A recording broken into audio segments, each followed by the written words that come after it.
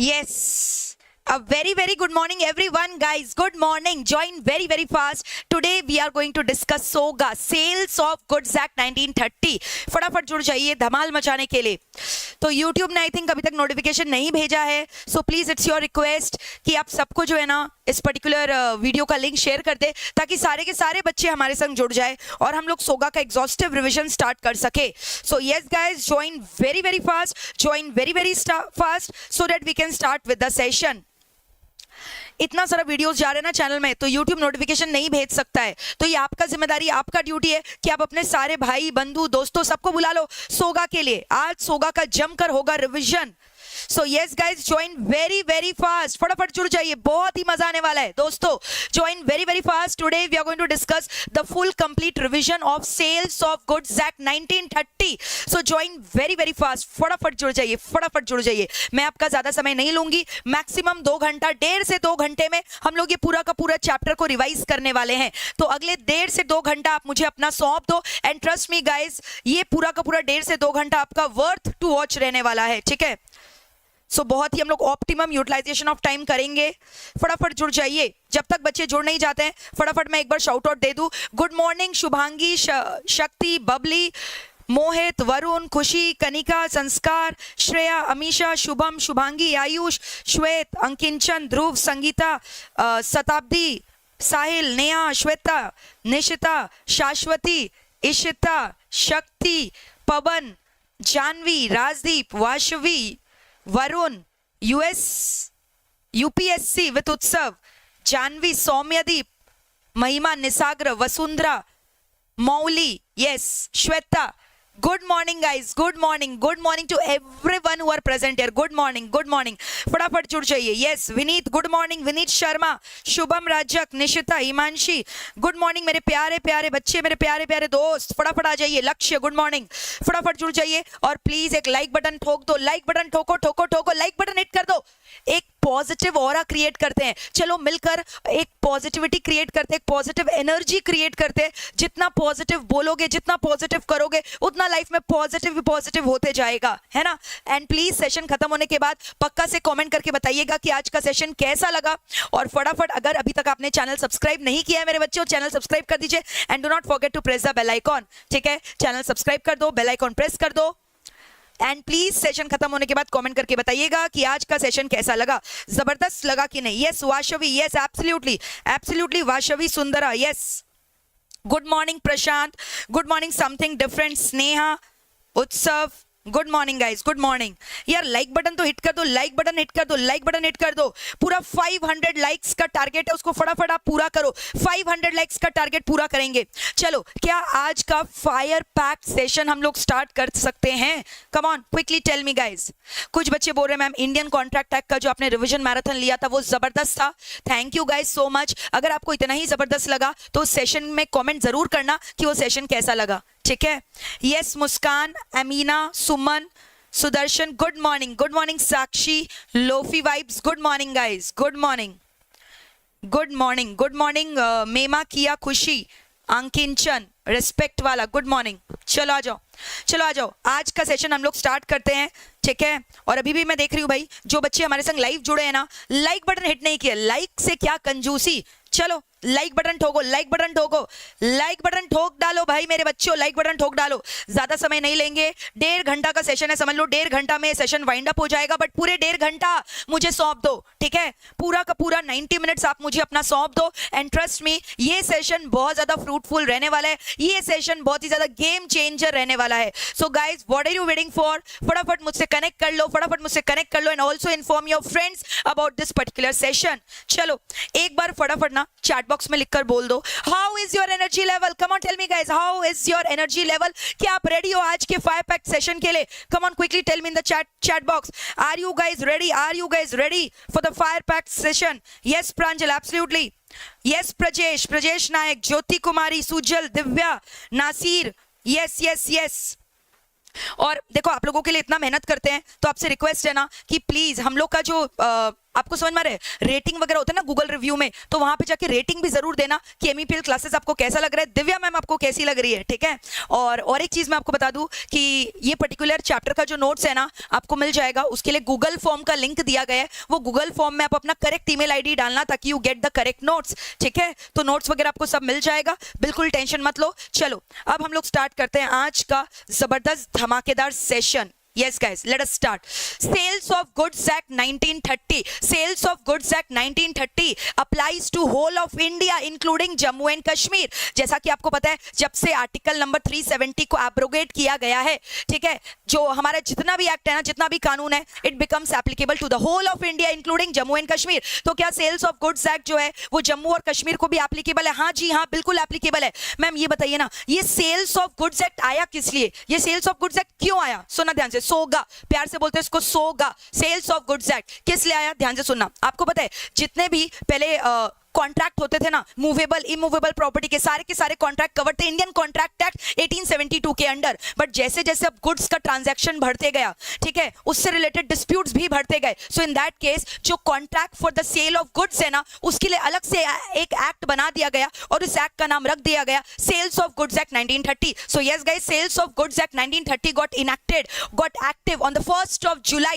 1930। 1st of July 1930 में sales of goods act को enact किया गया था। पहले सेल्स ऑफ गुड्स एक्ट का जो प्रोविजन है ना, it was governed by the Indian contract act 1872, जिसको ऑलरेडी मैंने एग्जॉस्टिव रिवीजन कर लिया है, ठीक है। लेकिन उसके बाद क्या हुआ ना, जैसे जैसे गुड्स का ट्रांजैक्शन बढ़ते गया, डिस्प्यूट्स बढ़ते गया, number of transactions got increase, तो इंडियन कॉन्ट्रैक्ट एक्ट ने बोला भाई अब मुझसे नहीं संभाल रहा, आप इसके लिए अलग से एक्ट बनाओ। तो इसीलिए इसके लिए अलग से एक्ट बनाया गया और उस एक्ट को हम प्यार से बोलते हैं SOGA 1930। Sales of goods act 1930 which got passed on 1st of July 1930, on 1st of July 1930। अब ध्यान से सुनिएगा, कॉन्ट्रैक्ट ऑफ क्या मैंने बोला बताओ? Sales of goods. यानी ये तो समझ में आ रहा है यहां पे subject matter of the contract क्या है? गुड्स का। और गुड्स का मतलब यहां पे खाली मूवेबल प्रॉपर्टी का बात हो रहा है, यानी कि ये वाला जो पर्टिकुलर एक्ट है ना, it is not talking about, it is not covering the immovable property. यानी अगर लैंड का कोई कॉन्ट्रैक्ट हो रहा है, जमीन बेचने का कोई कॉन्ट्रैक्ट हो रहा है, क्या वो सोगा के अंदर आएगा? क्या बिल्कुल नहीं आएगा, वो आएगा इंडियन कॉन्ट्रैक्ट एक्ट के अंदर। यहां पे हम लोग सिर्फ किसका और किसका बात करें? मूवेबल प्रॉपर्टी का बात करें, मूवेबल गुड्स का बात कर रहे हैं, ठीक है। अलग से सेक्शन 2 में ना गुड्स का डेफिनेशन भी दिया गया है, वो मैं आपको बाद में डिस्कस कराऊंगी। बट उसके पहले आप मुझे बताओ, सेल्स ऑफ गुड्स एक्ट किसके बारे में बात कर रहे हैं? They are talking about the contract of sale. And यहां पे कॉन्ट्रैक्ट ऑफ सेल के अंदर दो चीज आता है, it include sale as well as agreement to sale, ठीक है। इसके अंदर दो चीज आता है, दो चीज क्या बोला मैंने? सेल और एग्रीमेंट टू सेल। यानी कॉन्ट्रैक्ट ऑफ सेल का मतलब क्या होता है? ध्यान से सुनिएगा, contract of sale means a contract whereby the seller transfers और agrees to transfer property in goods to the buyer for a consideration called as price. वापस से सुनना क्या बोला? ये एक ऐसा कॉन्ट्रैक्ट है जहां पर सेलर या तो ट्रांसफर कर रहे हैं या एग्री, ठीक है, या तो ट्रांसफर कर दिया या अग्री किया, ठीक है, टू ट्रांसफर। क्या ट्रांसफर किया? प्रॉपर्टी इन गुड्स को। और किसके लिए ट्रांसफर किया? कंसिडरेशन के लिए। और यहाँ कंसिडरेशन डेफिनेटली क्या होना चाहिए? Price, for consideration which is called as a price. बोलो मेरे संग, कॉन्ट्रैक्ट ऑफ सेल का डेफिनेशन क्या है? Contract of sales means a contract whereby the seller transfer और agrees to transfer the property in goods to the buyer for a consideration called as price. That is called as what? Contract of sale. That is called as what? Contract of sale। Are we through with this guys? Yes Janvi, absolutely yes Janvi, ठीक है। तो ये मेरा हो गया contract of cell. तो clearly आपने मेरे से सुना, कॉन्ट्रैक्ट ऑफ सेल के अंदर दो चीज आया, एक सेल आया और एक एग्रीमेंट टू सेल आया। एक सेल आया, एक एग्रीमेंट टू सेल आया। तो देखो मैंने क्या बोला, कॉन्ट्रैक्ट ऑफ सेल का मतलब क्या होता है? ध्यान से सुनिएगा, contract of sale means a contract whereby the seller transfers या फिर अग्रीज टू ट्रांसफर। क्या चीज ट्रांसफर कर रहे हो या अग्री कर रहे हो ट्रांसफर करने के लिए? प्रॉपर्टी इन गुड्स, ठीक है, for a consideration called as price to the buyer of the goods. यानी यहां पे कॉन्ट्रैक्ट ऑफ सेल के अंदर दो चीज आता है, एक्चुअल सेल आता है और अग्रीमेंट टू सेल आता है, ठीक है। सेल और क्या आता है? Agreement to sale. सेल और एग्रीमेंट टू सेल का डिफरेंस हम लोग करेंगे, बट उसके पहले आप मुझे बताओ, यहां पे सोगा में सबसे पहला फीचर हमने क्या पढ़ा? Contract of sale. सबसे पहला पॉइंट क्या पढ़ा हमने? There must be a contract of sale. अब ध्यान से सुना, it must be a bilateral contract. क्या बोला मैंने? It must be a bilateral contract, ठीक है। So what are we discussing right now? We are discussing the features, we are discussing the features of contract of sale. क्या discuss करें बताओ? Features discuss करें contract of sale का। What are we discussing? We are discussing the features of the contract of sale. सबसे पहला point मुझे बताइए, मैंने क्या बोला? सबसे पहला पॉइंट मैंने बोला कि it must be a bilateral contract. Bilateral contract, क्या बोला बताओ, it must be a bilateral contract. No, what is a bilateral contract? You can not buy yourself your own goods. ठीक है, यहाँ दो पार्टी होना चाहिए, एक बायर एक सेलर. आप अपना ही गुड्स अपने आप ही को बेच दोगे क्या? You will be the buyer and you yourself will be the seller. तो unilateral contract नहीं होगा, bilateral contract. There must be two parties at least. One buyer and the other one is the seller. ठीक है? Someone cannot buy himself his own goods. So that means कि unilateral contract are not possible. The contract has to be क्या? Bilateral. और number 2 मैंने क्या बोला बताओ? या तो goods को transfer किया है, या तो goods को transfer किया है, या मैंने क्या बोला बताओ? Agrees to transfer. Transfer और agrees to transfer. ठीक है? Property in goods. क्या transfer किया बताओ? Property in goods for a consideration called as price to the buyer. ठीक है, तो transfers और agrees to transfer the property in goods to the buyer for a consideration called as price. यानी इसका मतलब ये हुआ कि यहाँ पे दो चीज कवर्ड है, यहाँ पे agreement to sale भी कवर्ड है और सेल भी कवर्ड है. So what is the second feature? Contract of sale के अंदर further दो चीज आता है. पहला पॉइंट मैंने क्या बोला? सेल. और दूसरा पॉइंट मैंने क्या बोला? agreement to sale. सेल होता है और एक क्या होता है मेरे को बताओ? agreement to sale. One is sale and the second one is what? agreement to sale. अब sale और agreement to sale में क्या क्या डिफरेंस है एक एक करके हम लोग डिस्कस करेंगे. जब आपने सेल कर दिया तो सेल में मैंने क्या बोला? the property has been transferred, है ना? प्रॉपर्टी को क्या कर दिया आपने? property in goods has been transferred to the buyer. So that means in case of sale immediately the owner has been transferred to the buyer. ठीक है, तो सेल में क्या हो रहा है ना? सेल में ट्रांसफर ऑफ ओनरशिप हो रहा है. बताओ मुझे सेल में क्या हो रहा है? Sale includes what? Transfer of ownership to the buyer. Sale के अंदर क्या हो रहा है? बहुत बड़ी वाला डिफरेंस आ चुका है, तो एकदम जवाब दीजिए मुझे. सेल में क्या हो रहा है? Ownership is immediately transferred to the buyer. Sale के केस में क्या हो रहा है? Ownership is immediately getting transferred to the buyer. But in case of agreement to sale, अभी खाली एग्रीमेंट हुआ है, ओनरशिप ट्रांसफर नहीं हुआ है, सेल नहीं हुआ है. This is only an agreement to sale. So in that case the ownership still lies with the seller. Ownership is not lying with the buyer. ठीक है, तो वापस से मुझे बताओ मैंने क्या बोला? सेल में ओनरशिप क्या हो गया? इमीडिएटली ट्रांसफर हो चुका है बायर को. लेकिन एग्रीमेंट टू सेल में मुझे बताओ क्या हो रहा है? एग्रीमेंट टू सेल में ओनरशिप ट्रांसफर हुआ है बायर को कि नहीं हुआ है? Ownership still lies with the seller of the goods. ठीक है, तो अब ध्यान से सुनना, अगर ओनरशिप सेल के केस में ट्रांसफर हो चुका है बायर को, तो रिस्क किसका हो गया? जिसके पास ओनरशिप है. तो ओनरशिप अभी फिलहाल किसके पास है? बायर के पास. यानी risk has also been transferred to the buyer of the goods. So in case of sale क्या हो रहा है? रिस्क बायर को ट्रांसफर हो चुका है क्या? हाँ. लेकिन एग्रीमेंट टू सेल में रिस्क अभी भी किसके पास है? जिसके पास ओनरशिप है. ओनरशिप किसके पास है? सेलर के पास है. यानी risk still lies with the seller of the goods. So in case of agreement to sale, risk still lies with the seller of the goods because ownership still lies with the seller of the goods. But in case of sale, the risk also has been transferred to the buyer of the goods as well as the ownership has also been transferred to the buyer of the goods. Are we through with this or not? यानी cell में already the contract has been executed. तो हम लोग cell को क्या बोलते हैं बताओ? executed contract. क्या बोलते हैं बताओ मेरे बच्चे? executed contract. और agreement to sell को हम लोग क्या बोलते हैं बताओ? अभी होगा, यानी executory. क्या बोलते हैं बताओ? executory. What do we call that? executory contract. तो executed contract क्या हो गया? सेल. executory contract क्या हो गया? agreement to sell. क्लियर है? अब ध्यान से सुना, सेल में क्या राइट मिलता है? Just in rem. ठीक है, दो चीज मैंने बताया था, जस्ट इन रेम और jus in personam. Jus in rem का मतलब क्या हुआ? Right against the entire world, against the whole world. ठीक है, तो यहाँ पे राइट क्या मिलता है मेरे को बताओ? Jus in rem. क्या बोला मैंने? Jus in rem. All these are the Latin maxim. Jus in rem का मतलब क्या हुआ? Right against the whole world. जो बायर है he gets the right against the whole world. लेकिन in case of agreement to sell, the right is only right against a specific person, right against a particular person. For that we called as what? Just in personam. Jus in personam. Jus in personam. ठीक है, तो बताओ ये 4 points of differences absolutely clear हुआ कि नहीं? Sale और agreement to sell. Contract of sale के अंदर दोनों चीज आता है. कॉन्ट्रैक्ट ऑफ सेल के अंदर दोनों चीज आता है. सेल भी आता है और एग्रीमेंट टू सेल भी आता है. सेल के केस में ओनरशिप ट्रांसफर हो गया है किसको? बायर को. इसलिए रिस्क भी क्या हो गया? बायर को ट्रांसफर हो गया. एग्रीमेंट टू सेल में ownership still lies with the seller as well as risk also lies with the seller. Sale के केस में it is also called as executed contract. Agreement to sell is called as executory contract. Sale के case में होता है right में jus in rem. Just in rem मतलब right against the whole world. But in case of agreement to sell, right is only jus in personam, right against a particular person. Tell me guys, are we through with this और not? Absolutely clear. अब हम लोग बात करेंगे breach का. ठीक है, breach of contract का. तो अब सुनना ध्यान से, सेल के केस में अगर बायर या फिर सेलर डिफॉल्ट करता है तो क्या होना है, ध्यान से सुनना। So now we are going to talk about the default, ठीक है। Now we are going to talk about the default. Default का मतलब क्या हुआ, ब्रीच, ठीक है। मान लो कॉन्ट्रैक्ट जो है आप बोल रहे हो हम परफॉर्म नहीं करेंगे, आप कौन हुए, either you can be the seller, you can be the buyer. तो if I talk about seller, अगर जो सेलर है वो ब्रीच करेगा तो क्या होगा इन दैट केस, बताओ। अगर सेलर ब्रीच कर रहा है, सेलर बोल रहा है कि हम अपना गुड्स नहीं बेचेंगे, तो बायर क्या करेगा, buyer can sue the seller not only for the goods but also for the damages. तो अगर डिफॉल्ट सेलर के पॉइंट ऑफ व्यू से हो रहा है तो बायर क्या करेगा, मुझे बताओ।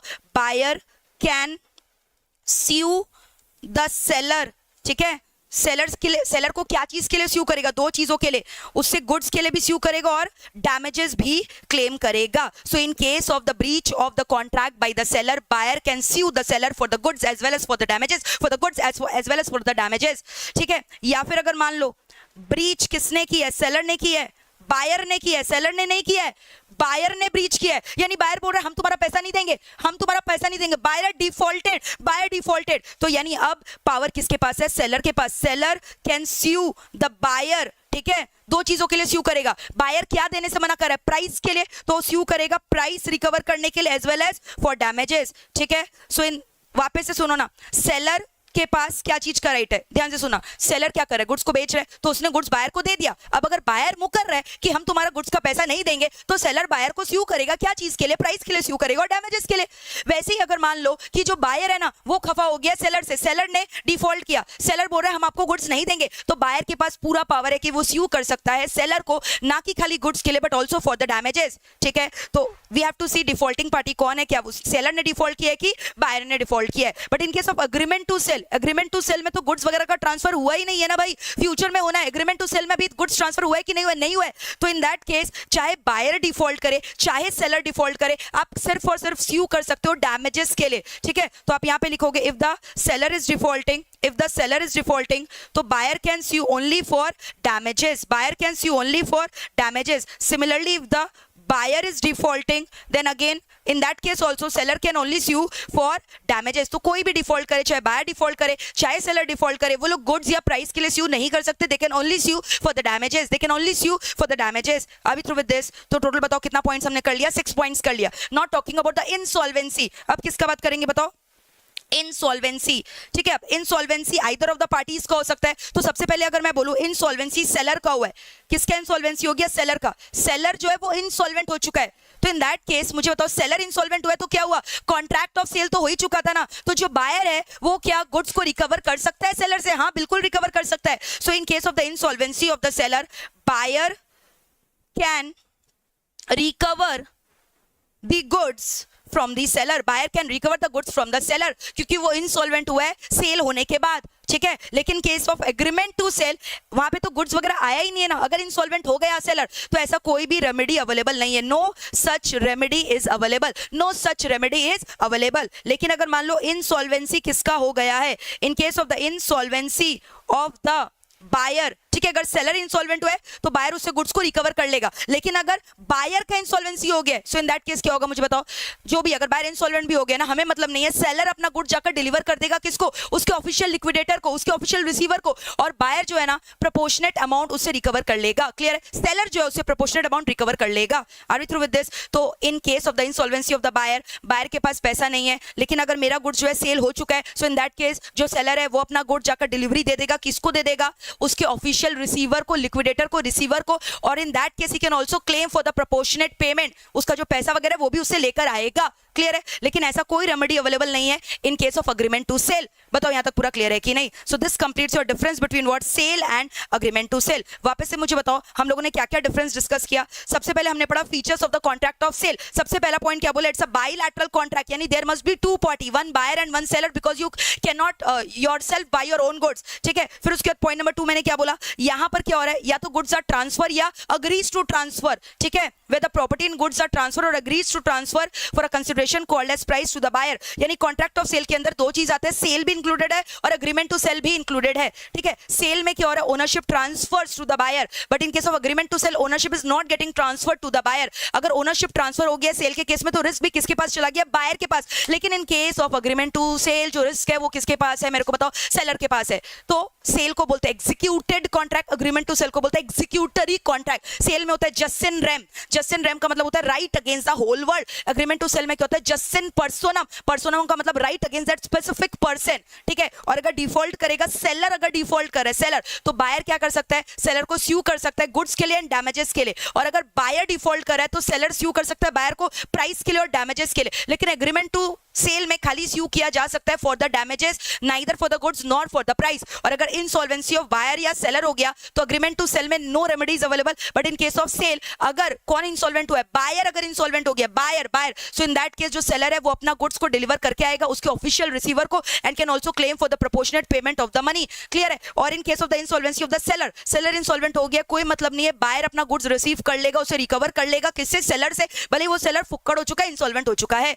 बताओ, are you through with this or not? So this completes your difference between sale and agreement to sale. बताओ मक्खन क्लियर है?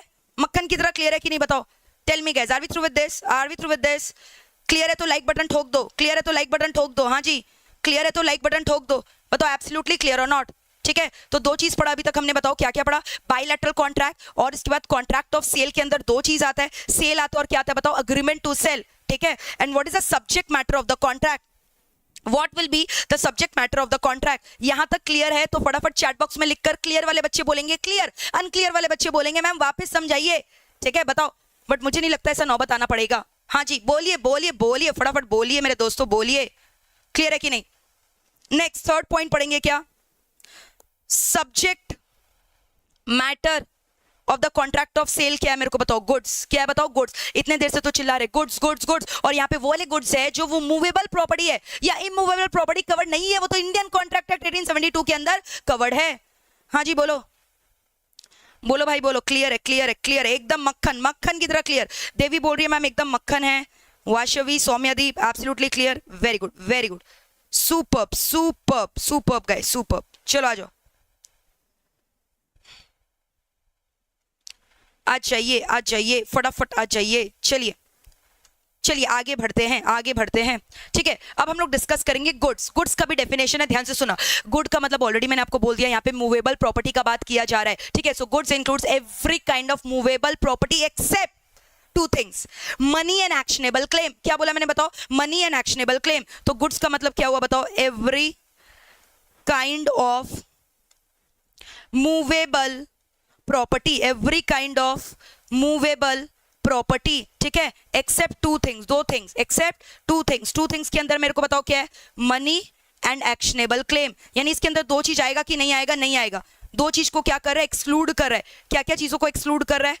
मनी मनी मनी मनी, ठीक है, and actionable claim, actionable claim, ठीक है। अब कुछ बच्चे पूछेंगे मैम मनी का मतलब क्या होता है? मनी तो मूवेबल है। अरे हाँ भाई, मनी बहुत ज्यादा मूवेबल है, लेकिन हम लोग उसको गुड्स के डेफिनेशन के बाहर से रख रहे हैं, ठीक है। वो गुड्स के अंदर नहीं आ सकता। पता है इसका रीजन भी है, क्योंकि मैंने बोला कि यहाँ पे ट्रांजैक्शन जो हो रहा है ना, वो क्या चीज को हो रहा है बताओ? For a consideration which is called as a price. तो इन दैट केस अगर आप मनी को भी गुड्स मान लोगे तो गुड्स के बदले गुड्स मतलब बार्टर एक्सचेंज सिस्टम हो गया ना, वो यहाँ कवर्ड नहीं है। Barter exchange system is not covered under SOGA. Goods के बदले में प्राइस, कंसिडरेशन प्राइस। तो प्राइस को हम लोगों ने क्या बोला? मनी को क्या बोला कि वो गुड्स के अंदर आएगा कि नहीं आएगा? नहीं आएगा। And what does the word actionable claim means? Actionable claim का मतलब वो right to receive money from someone.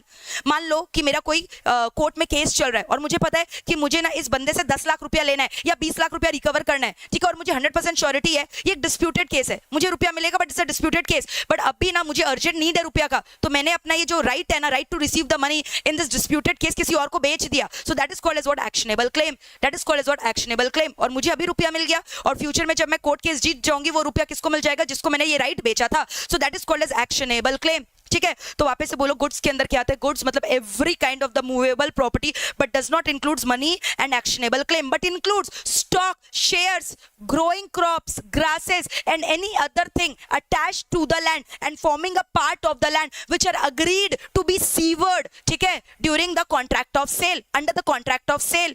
वापस से बोलो, मैंने क्या बोला? एक्सक्लूड ये करता है, इंक्लूड क्या क्या बोला? इट इंक्लूड्स क्या क्या?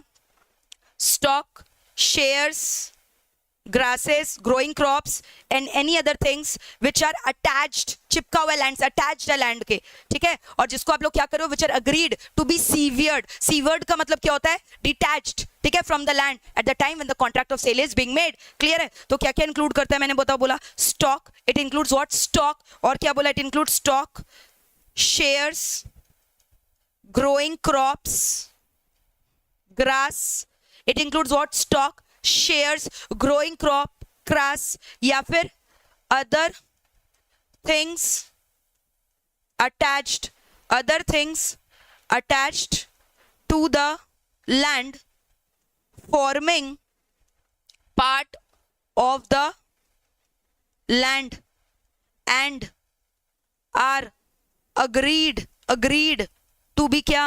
Severed मतलब क्या? Detached from the land at the time of contract of sale, under the contract of sale. Clear है? तो इसको हम लोग क्या बोलते हैं? गुड्स. तो अलग से एग्जाम में कितनी बार गुड्स का डेफिनेशन भी आया गया है, तो वापस से मुझे बताओ गुड्स का डेफिनेशन क्या होता है? Goods refers to every kind of movable property या इमूवेबल प्रॉपर्टी. तो कवर ही नहीं है ना भाई, वो तो इंडियन कॉन्ट्रैक्ट एक्ट के अंदर कवर्ड है. यानी अगर लैंड का या बिल्डिंग का, ये सब चीजों का हम लोग परचेज सेल का बात करें तो वो कहां पे कवर्ड है? इंडियन कॉन्ट्रैक्ट एक्ट में. यहाँ पे सिर्फ और सिर्फ किसका बात हो रहा है? Movable property. लेकिन मूवेबल प्रॉपर्टी में भी दो चीजों को एक्सक्लूड किया गया, money and actionable claim, but include stock, shares, ठीक है, growing crops, grasses and any other thing which are attached to the land, which is forming a part of the land and which are agreed to be severed, ठीक है, under the contract of the sale. So that is called as good. ये किसका definition हो गया? बताओ. Goods. Are we through with this or not, guys? Tell me quickly. Are we through with this? Are we through with this? Yes.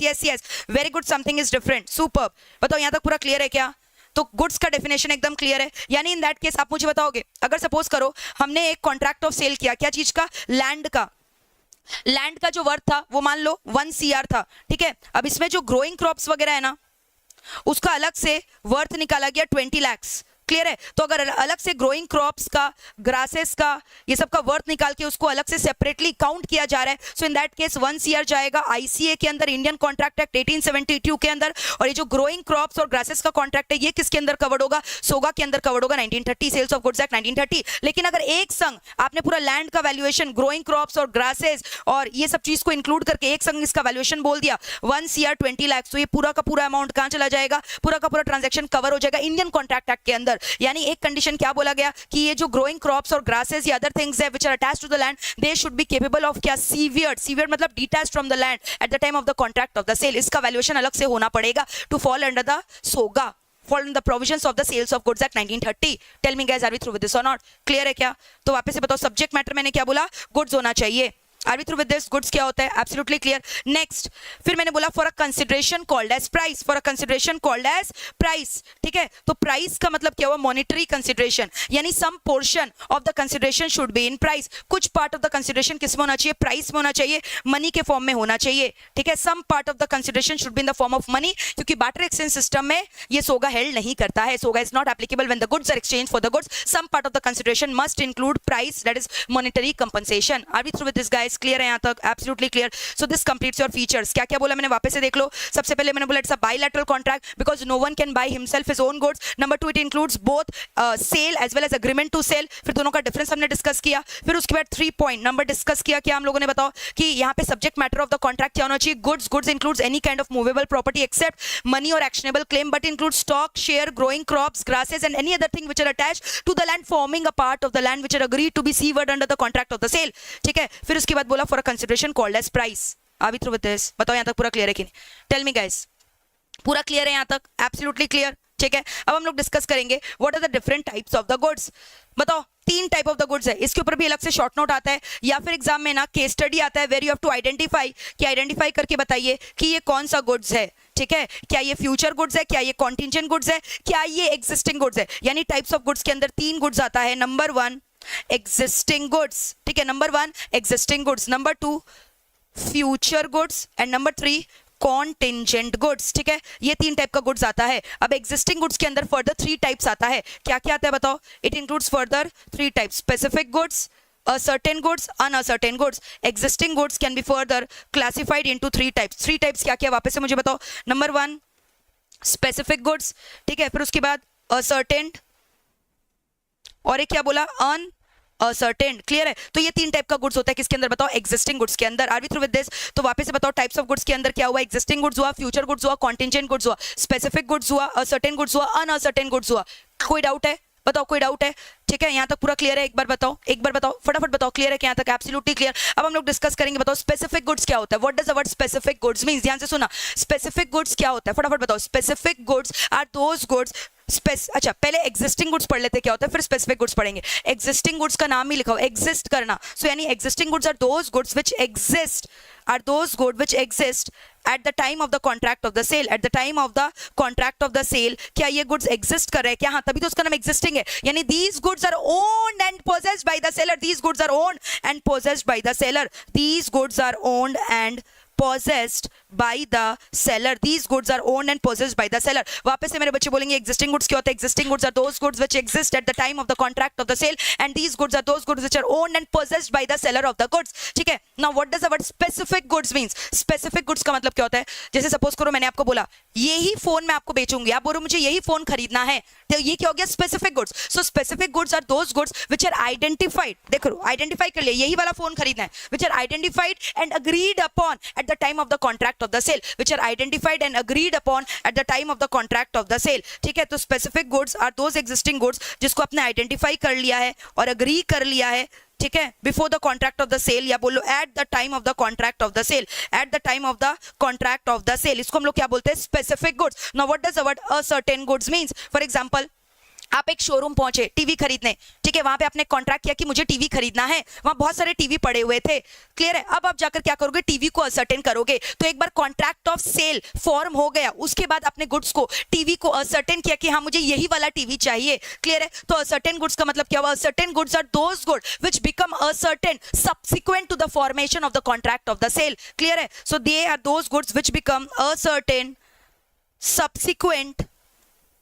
subsequent to the formation of the contract of sale. ठीक है, तो या ध्यान से सुनना, specific goods वो goods है जो मैंने बोला which have been agreed upon at the time of the contract of sale, मुझे यही वाला फोन खरीदना है, ये हो गया स्पेसिफिक गुड्स। लेकिन अगर आपने बोला शोरूम में, टीवी के शोरूम में बहुत सारे टीवी पड़े थे, बहुत सारे फ्रिजेस पड़े थे, मैंने बोला यार कि मुझे ना ये वाला पर्टिकुलर टीवी, मैंने बस ये बोला मुझे टीवी खरीदना है, तो अब टीवी खरीदना मतलब क्या हो गया कि आपने कॉन्ट्रैक्ट ऑफ सेल में एंटर किया। अब उसके बाद जब कॉन्ट्रैक्ट हैज बीन एंटर्ड, अब उसके बाद आप टीवी को असर्टेन करो, मुझे यही वाला टीवी खरीदना है, that is called as ascertain goods. Now it is unascertain goods. Unascertain goods का मतलब होता है जेनरिक गुड्स बोलते हैं, या फिर इसको बोलते हैं goods which are defined by description. यानी यहाँ पे आप शोरूम के अंदर भी नहीं गए, आपने जस्ट कॉल करके अपने लोकल सप्लायर को बोला या सेलर को बोला या सेल्स मैनेजर को बोला कि हाँ जी भाई साहब जी मुझे ना एक आप LED TV high HD display का, हाई एचडी क्वालिटी का भिजवा दीजिए, और आपने उसका पूरा description over the phone call बता दिया, क्लियर है? So that is called as what? Unascertain goods. उस गुड्स को हम लोग क्या बोलते हैं? Unascertain goods. इसको और एक नाम क्या बताओ? Generic good. इसको और हम लोग क्या बोलते हैं? जेनरिक गुड, या सेल बाय क्या बोलते हैं? डिस्क्रिप्शन। क्या बोलते हैं बताओ? Sale by description. यानी यहां पर क्या हो रहा है? These goods are called as generic good और these goods are called as what? Defined by description. ठीक है, जहां पे बहुत सारे लॉट में गुड्स पड़े हुए, वहां से जाकर आप उसको स्पेसिफिकली आइडेंटिफाई करोगे। So these goods are those goods which are not identified at the time of the contract of the sale, clear है? तो इस गुड्स को आपने पहले से आइडेंटिफाई किया कि नहीं किया? These goods are those goods which are not identified at the time of the contract of sale, which are not identified at the time of the contract of sale, they are called as unascertain goods. ठीक है, phone करके बता रहे हो uncertain, फिर उसके showroom में पहुंचकर टीवी को पसंद कर रहे हो इतने सारे चीजों में से, that is called as ascertain. बोल रहे हो डायरेक्टली ये वाला टीवी पसंद करके मुझे यही वाला टीवी खरीदना है, that is called as what? Specific good. तो स्पेसिफिक, असर्टेन या unascertain falls under the category of which goods? They are called as existing good. They are called as what? Existing good. Now let us talk about the future good. नाम से ही समझ में आ रहा है, future यानी अभी है ही नहीं भाई, ये गुड्स एग्जिस्ट ही नहीं कर रहे। एग्जिस्टिंग मतलब एग्जिस्ट कर रहे, फ्यूचर गुड्स मतलब they are not existing right at the point of the contract of the sale, they do not exist at the time of the contract of the sale. ये future में बनेगा, contract में enter करने के बाद जो आपका सेलर है ना, वो ये गुड्स को बनाएगा या खरीदेगा और तब जाकर आपको बेचेगा। So the goods have to be manufactured, the goods have to be procured by the seller after entering into the contract of the sale. Right now even the seller is not possessing this goods, seller is not in the possession of the goods, seller, these goods are not existing at the time of the contract of the sale। यानी basically contract of sale for future goods is only agreement to sale। ठीक है, क्योंकि ये goods का cell कैसे होगा अगर ये गुड एग्जिस्ट ही नहीं कर रहा है? तो यहाँ पे एग्रीमेंट टू क्या होता है? सेल होता है। क्या बताओ? फ्यूचर गुड्स के केस में क्या होता है? Agreement to sale. In case of the future good it is agreement to sale. जैसे मैंने आपके संग अग्रीमेंट किया कि मैं आपको 10 क्विंटल ऑफ व्हीट बनाकर दूंगी, ठीक है, on so and so date, तो यानी मैं आपको बनाकर दूंगी, अभी मैंने आपसे कॉन्ट्रैक्ट किया है, समझ में आ रहा है? So this is not sale, क्योंकि व्हीट अभी बना ही नहीं है, तो मैं आपको ट्रांसफर कैसे करूंगी? फ्यूचर डेट में ट्रांसफर होगा। So that is called as future good. तो फ्यूचर गुड वो गुड हो गए जो अभी present time of the contract of sale में एग्जिस्ट नहीं कर रहे, ना कि मतलब बायर के पास छोड़ो, सेलर के पास भी नहीं है, सेलर भी वो गुड्स को भी नहीं बनाया, उस गुड्स को नहीं खरीदा, वो गुड्स उसके पास है ही नहीं उसके कस्टडी में। लेकिन ये कॉन्ट्रैक्ट ऑफ सेल होने के बाद, अग्रीमेंट टू सेल होने के बाद अब वो गुड्स को बनाएगा या कहीं से खरीदेगा और तब जाकर आपको बेचेगा। तो इसलिए contract of sale of goods में this is an agreement to sell and it is not an sale, that is called as what, future good. Now what is contingent? Contingent नाम से ही समझ में आ रहा है। Contingent matlab it depends upon the happening of an event which is uncertain. So contingent goods are those goods the availability of which depends upon the happening of an event which is contingent. That means if that event happens or does not happen, then only the goods can be made available. For example, मैंने आपको बोला कि मैं आपको goods तभी बेचूंगी अगर वो ship safely dock पहुंच जाए उस गुड्स को लेकर, ठीक है। So that is an example of क्या, कॉन्टिंजेंट गुड। ये गुड्स क्या एग्जिस्ट कर रहे हैं at the time of the contract of the sale, they are not existing. और इनका एग्जिस्ट करना किसके ऊपर डिपेंडेंट है? हैपनिंग ऑफ एन इवेंट पे डिपेंडेंट है। और वो इवेंट क्या है? कॉन्टिंजेंट है, अनसर्टेन है। वो इवेंट होगा कि नहीं होगा नहीं पता, क्लियर है। That is called as what, contingent good. तो यहाँ पे भी बताओ गुड्स एग्जिस्ट कर रहा है क्या, नहीं कर रहा है ना। तो यहाँ पे भी कॉन्ट्रैक्ट ऑफ सेल के अंदर क्या होगा, अग्रीमेंट टू सेल, ठीक है। So for contingent goods also you can only do क्या, अग्रीमेंट टू सेल। सेल नहीं होगा, क्या होगा बताओ, अग्रीमेंट टू सेल, क्लियर है। So contingent goods are those goods whose availability depends upon a contingency which may happen और may not happen. इसका best example मैंने भी आपको बताया, A has contracted to sell B certain units of good which are being carried by a ship. If the ship is going to reach the dock safely, then only the goods will be dispatched to you, delivered to you. तो अब यहाँ पे contingent event क्या है? Ship का आना, ship का पहुंचना डॉक में। शिप अगर सेफली पहुंच गया आपको गुड्स मिलेगा, अगर शिप का रास्ते में एक्सीडेंट हो गया आपको गुड्स नहीं मिलेगा। Such kind of goods are called as what, contingent goods. बताओ are we through with this or not? Clear है क्या यहाँ तक? बताओ absolutely clear, absolutely clear guys, absolutely clear. बताओ क्लियर है क्या यहाँ तक? कोई दिक्कत, कोई दिक्कत? क्लियर है। चलो अब एक बार यहाँ से फटाफट हम लोग रिवाइज कर लेते हैं ताकि सब कुछ मैं क्लियर करवा दूं। देखो रीड करते जाओ। कॉन्ट्रैक्ट ऑफ सेल ऑलरेडी मैंने आपको पढ़ा दिया।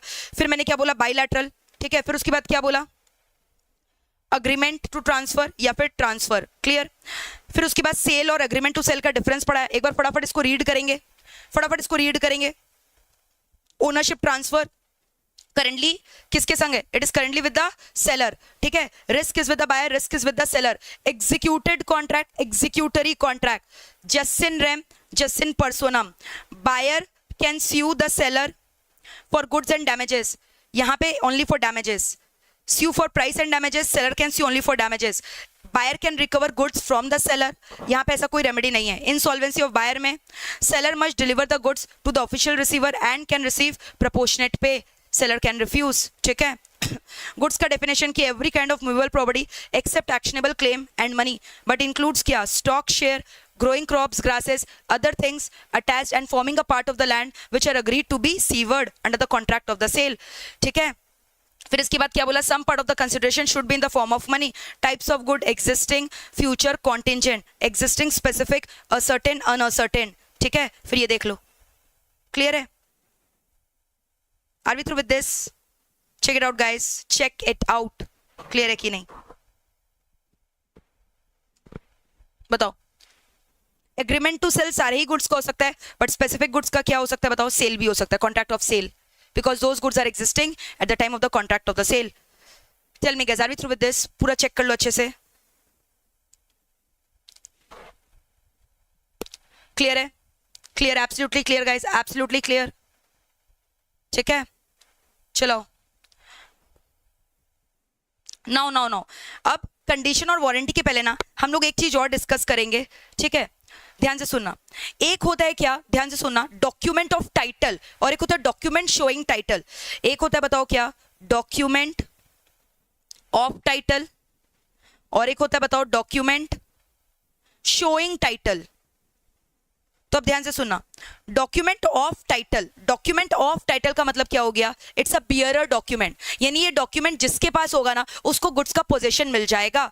यानी जो इस डॉक्यूमेंट को ओन करके रखा है, जिसके पास ये डॉक्यूमेंट है, who is in the physical possession of that document will also get the title to the goods, clear है। So that is called as what, document of title, यानी एक बियरर डॉक्यूमेंट है जिसके इसमें डॉक्यूमेंट में नाम वगैरह नहीं लिखा है ओनर का, तो ये जो डॉक्यूमेंट कैरी करेगा उसको क्या, गुड्स का कस्टडी मिल जाएगा क्या। हाँ, फॉर एग्जाम्पल इसका मैंने बोला था बिल ऑफ लैडिंग, इसका एग्जाम्पल क्या हो गया बताओ, bill of lading, railway receipt, जो रेलवेज में गुड्स आप लोग डिलीवर करने जाते हो, ठीक है, अब सामने वाले पार्टी को आपको दिल्ली में पहुंचाना है, तो आप दिल्ली वाले को क्या बोलोगे, ये रेलवे रिसीट दिखा देना, रेलवे वाला आपको गुड्स डिलीवर कर देगा। So that is called as what, railway receipt. या फिर क्या बोल लो, वॉर फिंगर सर्टिफिकेट। क्या बोला मैंने, बताओ, war finger certificate, war fingers certificate. ये सारे क्या चीज के एग्जांपल हो गए, बताओ, डॉक्यूमेंट ऑफ टाइटल के। Now what is document showing title? Document showing title मेरा क्या, बताओ, एक रजिस्टर्ड डॉक्यूमेंट है, यानी यहां पर जो ओनर है ना गुड्स का, उसका नेम भी मेंशन्ड है। The name is also mentioned in the document, name of the owner is also mentioned in the document, which means कि this document can not be transferred mere by delivery और endorsement. क्योंकि आपने document सामने वाले को दे दिया, इसका ये मतलब नहीं है कि अब वो उसका कस्टडी उसके पास चला गया है, गुड्स का कस्टडी उसके पास चला गया है। इसका बेस्ट एग्जांपल है शेयर सर्टिफिकेट। शेयर सर्टिफिकेट, ठीक है, शेयर होल्डर का नाम रजिस्टर्ड है शेयर सर्टिफिकेट में, तो अगर आपको इसको ट्रांसफर करना है तो आप just by merely transferring the share certificate can not execute a transfer just mere by delivery और एंडोर्समेंट। उसके लिए आपको नाम पलटाई वगैरह चेंज वगैरह करना पड़ेगा, because this is a document which is containing the name of the owner. Are we through with this? So this is a difference between document of title and document showing title. Of title में बस याद रखना, it's a bearer document. Bearer का मतलब समझते हो, जिसके पास document है, जो इस डॉक्यूमेंट को बियर कर रखा है, ये डॉक्यूमेंट उसका, इसका उसका प्रॉपर्टी बन जाएगा। लेकिन डॉक्यूमेंट शोइंग टाइटल में इट्स अ रजिस्टर्ड डॉक्यूमेंट, जहां पे नेम को रजिस्टर किया गया है ओनर के डॉक्यूमेंट में। बताओ, are we through with this और नॉट? क्लियरली टेल मी, यहां तक पूरा क्लियर है क्या? Absolutely clear. Come on guys, tell me very quickly, पूरा यहां तक क्लियर है, क्रिस्टल क्लियर और नॉट? चलो फटाफट चैट बॉक्स में लिखकर बताओ क्लियर है कि नहीं। Are we through with this? Yes, are we through with this? बताओ बताओ बताओ बताओ, यहां तक क्लियर है क्या? कोई भी दिक्कत है तो पूछ सकते हो मेरे बच्चे, और प्लीज लाइक बटन हिट कर दीजिएगा, लाइक बटन हिट कर दीजिएगा, ठीक है। अब हम लोग बहुत ही इंपॉर्टेंट चीज पढ़ेंगे, ध्यान से सुनना, कंडीशन एंड वारंटी। क्या पढ़ेंगे बताओ? Condition and warranty, condition and warranty, ठीक है। कंडीशन सेक्शन नंबर 10 और सेक्शन नंबर 17, कंडीशन और वारंटी, कंडीशन और warranty. Now this is very very important, बहुत बार इसका डिफरेंस भी आ चुका है, ठीक है। इंप्लाइड कंडीशन, इंप्लाइड वारंटी, कब हम लोग इंप्लाइड कंडीशन को इंप्लाइड वारंटी मान सकते हैं, क्लियर है। कब ब्रीच ऑफ कंडीशन माना जाएगा, कब ब्रीच ऑफ वारंटी माना जाएगा, पूरा भी हम लोग इसका एग्जॉस्टिव डिस्कशन करने वाले हैं। तो फटाफट बताओ कंडीशन क्या होता है।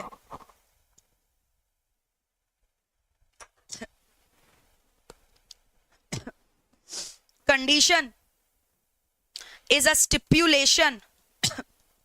कंडीशन क्या मेरे को बताओ? इट्स अ स्टिप्यूलेशन या फिर obligation. It's a stipulation or it's an obligation which is essential to the main purpose of the contract, which is essential to the main purpose of the contract. इसको हम लोग क्या बोलते हैं बताओ? Condition, ठीक है। सो कंडीशन इज अ स्टिप्यूलेशन और an obligation which is essential to the main purpose of the contract, to the main purpose of the contract. For example, Shoppers Stop में मैं एक ब्लैक कलर का ड्रेस खरीदने गई, अब मैंने वो ड्रेस खरीद लिया, मैं घर आ गई, फिर जैसे ही मैंने घर आया ना, मैंने देखा यार वो ड्रेस पूरा फटा हुआ है, जगह जगह उसमें ना चूहा ने छेद कर रखा है, चूहा उसको खा रखे है, और इनफैक्ट वो जो ड्रेस है उसमें दीमक वगैरह भी चल रहा है, बग्स वगैरह भी चल रहा है। तो एक बात बताओ, can I call this is a breach of the condition? क्योंकि मुझे ड्रेस खरीदना था, ड्रेस खरीदना मेरा मेन पर्पस था, और अब क्या वो ड्रेस पहनने लायक है? ड्रेस में जगह जगह होल्स दिखाई दे रहे हैं, क्लियर है, और उसमें दीमक वगैरह भी चल रहा है। सो यानी main condition of the contract को क्या किया गया है? ब्रीच किया गया है। So that is called as breach of condition, that is called as breach of condition. मैं एक रेस्टोरेंट में खाना खाने गई, समझ में आया? अब मैंने वहां पे क्या ऑर्डर किया? एक कोल्ड ड्रिंक ऑर्डर किया, समझ में? अब मैं कोल्ड ड्रिंक पीने लग गई, अब मैंने देखा यार कोल्ड ड्रिंक पीते पीते मुझे अचानक से दिखाई दे रहा है कि उसमें ना बहुत सारे जो है ना कॉकरोचेस है, जो मेरे मुंह में घुसते चले जा रहे हैं कोल्ड ड्रिंक के सिप के साथ। यानी एक बाइट में इस तरह से कोल्ड ड्रिंक सिप कर रही हूँ और मुंह में कुछ ऐसे कटकट कटकट आवाज निकल रहा है कॉकरोचेस का। तो आपको नहीं समझ में आ रहा है कि मेरा मेन इंटेंशन था मेरे प्यास को भी जना, ना कि कॉकरोच के खून को चबाना। So that is again a breach of a condition, clear है? तो इसको हम लोग बोलते हैं breach of the condition. Condition is an essential stipulation to the main purpose of the contract. Are we through with this? Now what is warranty? Warranty क्या है? Warranty is a stipulation, warranty is a stipulation और an obligation which is not essential, rather it is collateral। क्या बोलोगे? essential है कि नहीं है? नहीं है। तो जो essential नहीं है उसको क्या बोलते हैं? which is collateral to the main purpose of the contract, which is what? collateral to the main purpose of the contract, ठीक है। अब सपोज करो मैंने एक मॉकटेल ऑर्डर किया, मैंने एक ड्रिंक ऑर्डर किया, तो ड्रिंक बड़ा ही गजब का था। The mocktail was really very refreshing। Imagine करो कि आप एक ब्लू लगून ड्रिंक मंगाए हो गोवा के बीच में, कड़कती हुई धूप के ऊपर, ठीक है। तो आराम से वो आप सिप मारो, बहुत मजा आ रहा है पीने में, लेकिन फिर अचानक से जब आंख खोला तो दिखाई दिया कि यार एक स्टील का ग्लास में आपको मॉकटेल दे रखा है, प्रेजेंटेशन बहुत ही फीका था, बहुत ही घटिया था, और वेटर जो आपको सर्व कर रहा है ना, वो भी लुंगी धोती वगैरह पहनकर आपको सर्व कर रहा है,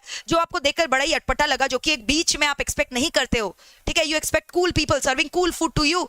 सो इन दैट केस एक बात बताओ, क्या ये एसेंशियल है to the main purpose of the contract? Cold drink जो आपने ऑर्डर किया या जो मॉकटेल आपने ऑर्डर किया, उसका टेस्ट जबरदस्त था, वो तो पीने में मजा आ गया, लेकिन प्रेजेंटेशन थोड़ा फीका था, तो जस्ट बिकॉज प्रेजेंटेशन फीका था, आप इसको ब्रीच ऑफ कंडीशन नहीं बोल सकते, इसको बोला जाएगा ब्रीच ऑफ वारंटी, क्योंकि ये जो ऑब्लिगेशन था, ये जो स्टिपुलेशन था, it was not essential, it was not main, ठीक है, to the main purpose of the contract, it was क्या, collateral, it was what, collateral. But हाँ, अगर मैंने ये बोला होता कि यार उसके अंदर कॉकरोचेस वगैरह तैर रहे उस ड्रिंक के अंदर, या वो ड्रिंक के अंदर जहर मिलाकर आपको दे दिया गया, in that case it is a breach of the condition, क्योंकि it is a stipulation which was essential to the main purpose of the contract. Are we through with this और नॉट? कंडीशन और warranty का difference clear है क्या? हाँ मेरे बच्चे बोलो, अजय क्लियर है क्या? क्लियर है? सुनैना, अंचल, निसागर, सुमित, शाकी, बानाश्री, क्लियर है? चलो नेक्स्ट पॉइंट नंबर 2, अगर ब्रीच ऑफ कंडीशन हुआ है, ठीक है, ध्यान से सुना, अगर ब्रीच ऑफ कंडीशन है तो ये बहुत ही गलत हुआ है। जो अग्रीव्ड पार्टी है वो कॉन्ट्रैक्ट को रेपुडिएट कर सकता है and can also sue for damages, ठीक है। तो अग्रीव्ड पार्टी के पास दो ऑप्शन है, he can treat, he can cancel the contract, he can rescind the contract, he can repudiate the contract. तो अग्रीव्ड पार्टी को क्या राइट्स दिया गया है कि वो कॉन्ट्रैक्ट को क्या कर सकता है, he can repudiate the contract and he can also claim damages, he can sue for क्या, डैमेजेस। लेकिन अगर बताओ ब्रीच ऑफ वारंटी हुआ है, warranty was not an essential condition, समझ में आ रहा है, it was not an essential stipulation to the main purpose of the contract. So in that case आप कॉन्ट्रैक्ट को रिसींड नहीं कर सकते हो, आपको कॉन्ट्रैक्ट में रहना पड़ेगा, contract will remain valid, you can only claim for damages, ठीक है। The aggrieved party can only sue for damages but cannot cancel the contract in case of क्या, वारंटी। क्लियर है? पॉइंट नंबर 3 ध्यान से सुनना।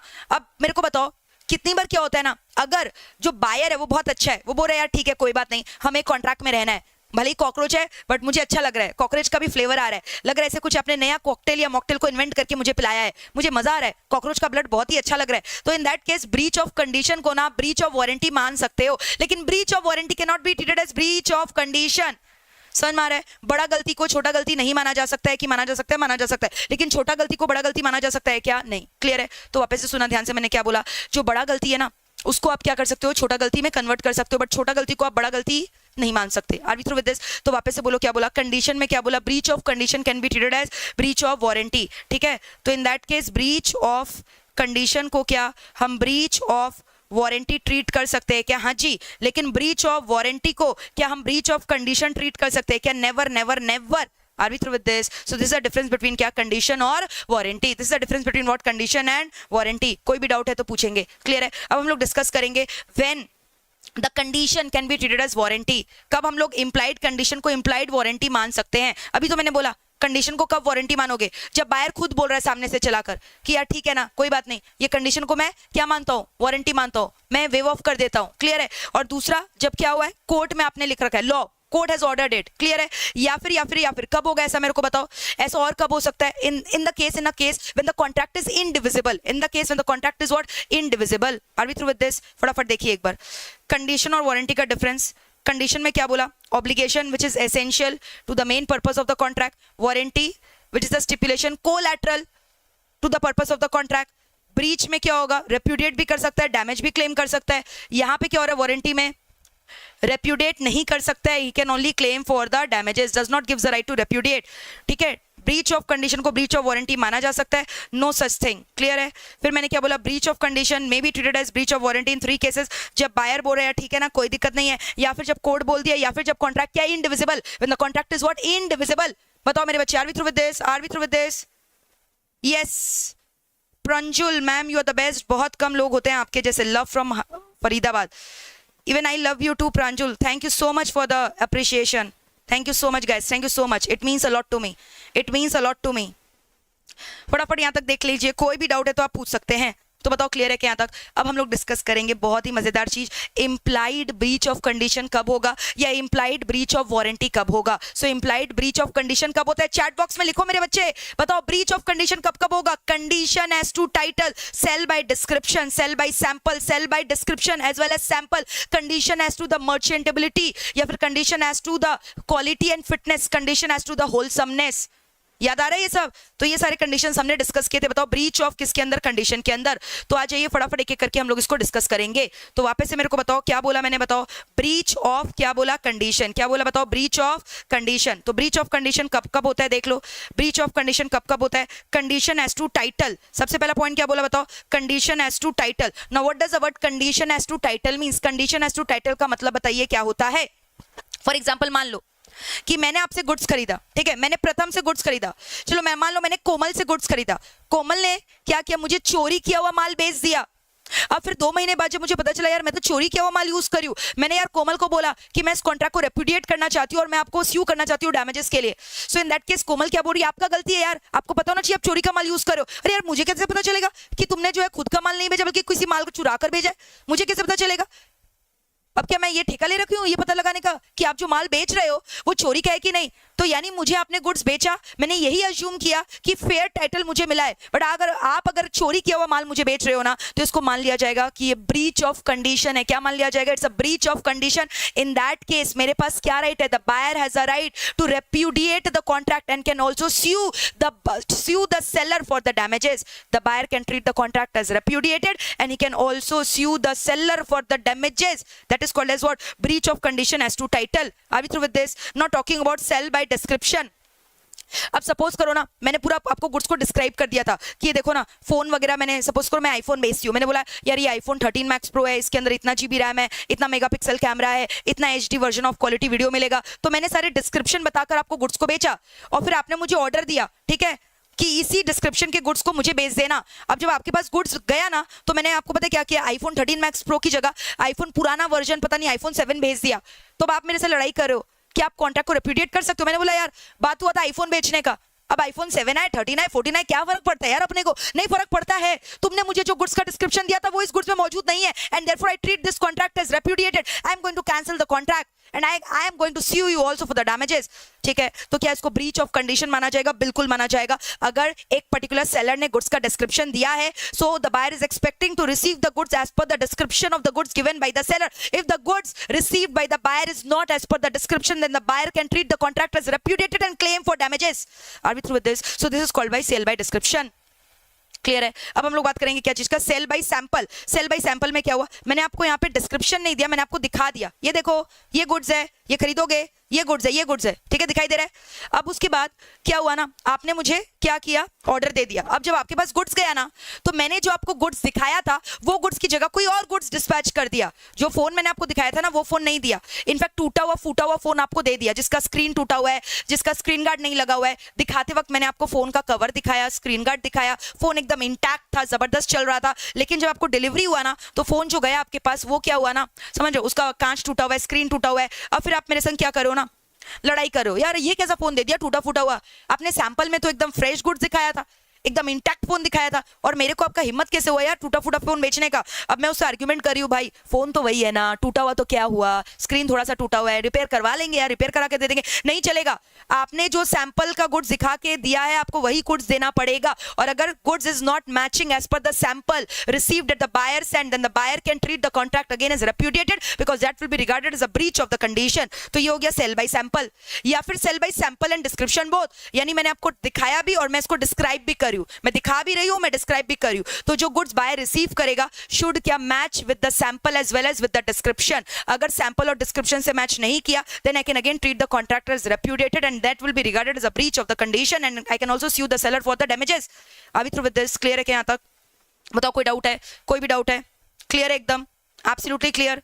हाँ, लेकिन अगर मान लो जब मैं सैंपल दिखा रही थी आपको, सैंपल में मैंने आपको डिफेक्टिव गुड्स दिखाया और ऐसा डिफेक्ट था which on reasonable examination can be detected by the buyer.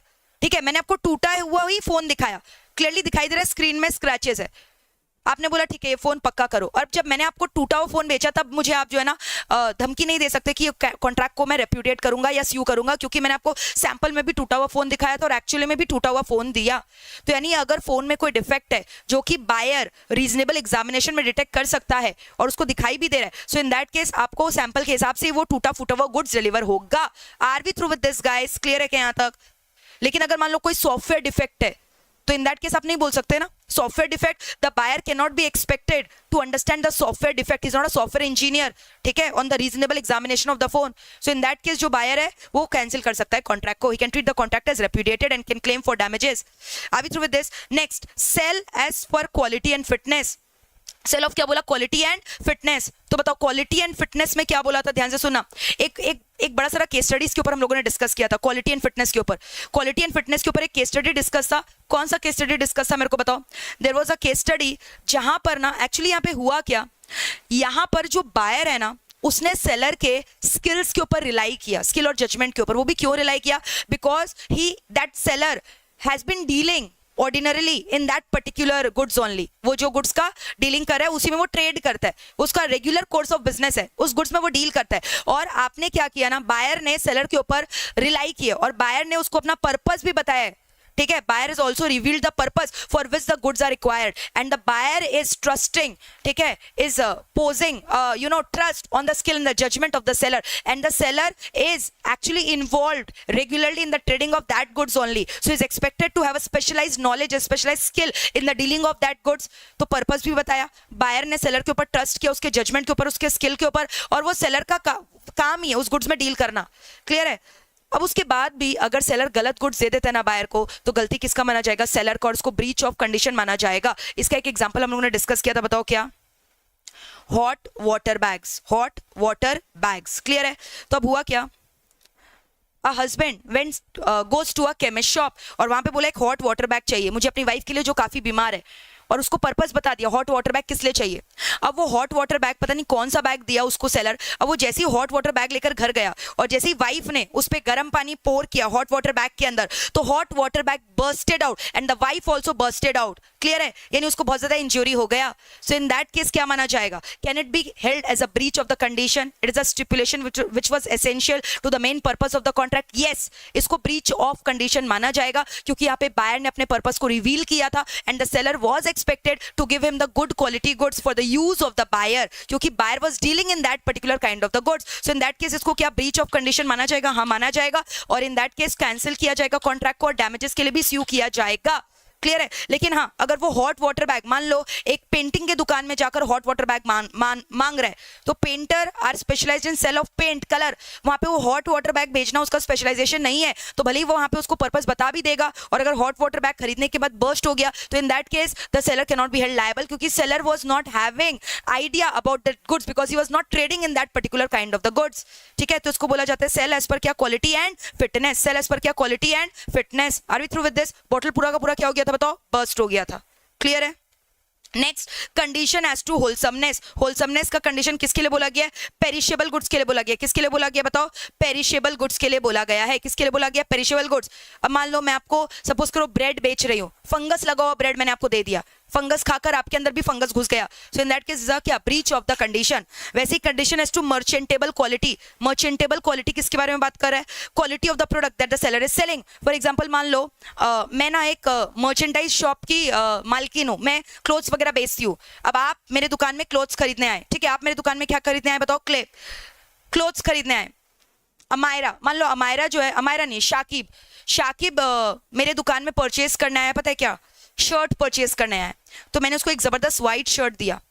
अब पता नहीं क्या हुआ, शाकिब क्या किया ना, उसको एक गर्लफ्रेंड के संग अपनी मीटिंग करने जाना था, समझ में आ रहा है? आज ही उसका जो है ना सेटिंग होने वाला था, तो व्हाइट शर्ट को पहना, तो पहन के उसे बहुत अच्छा लगा.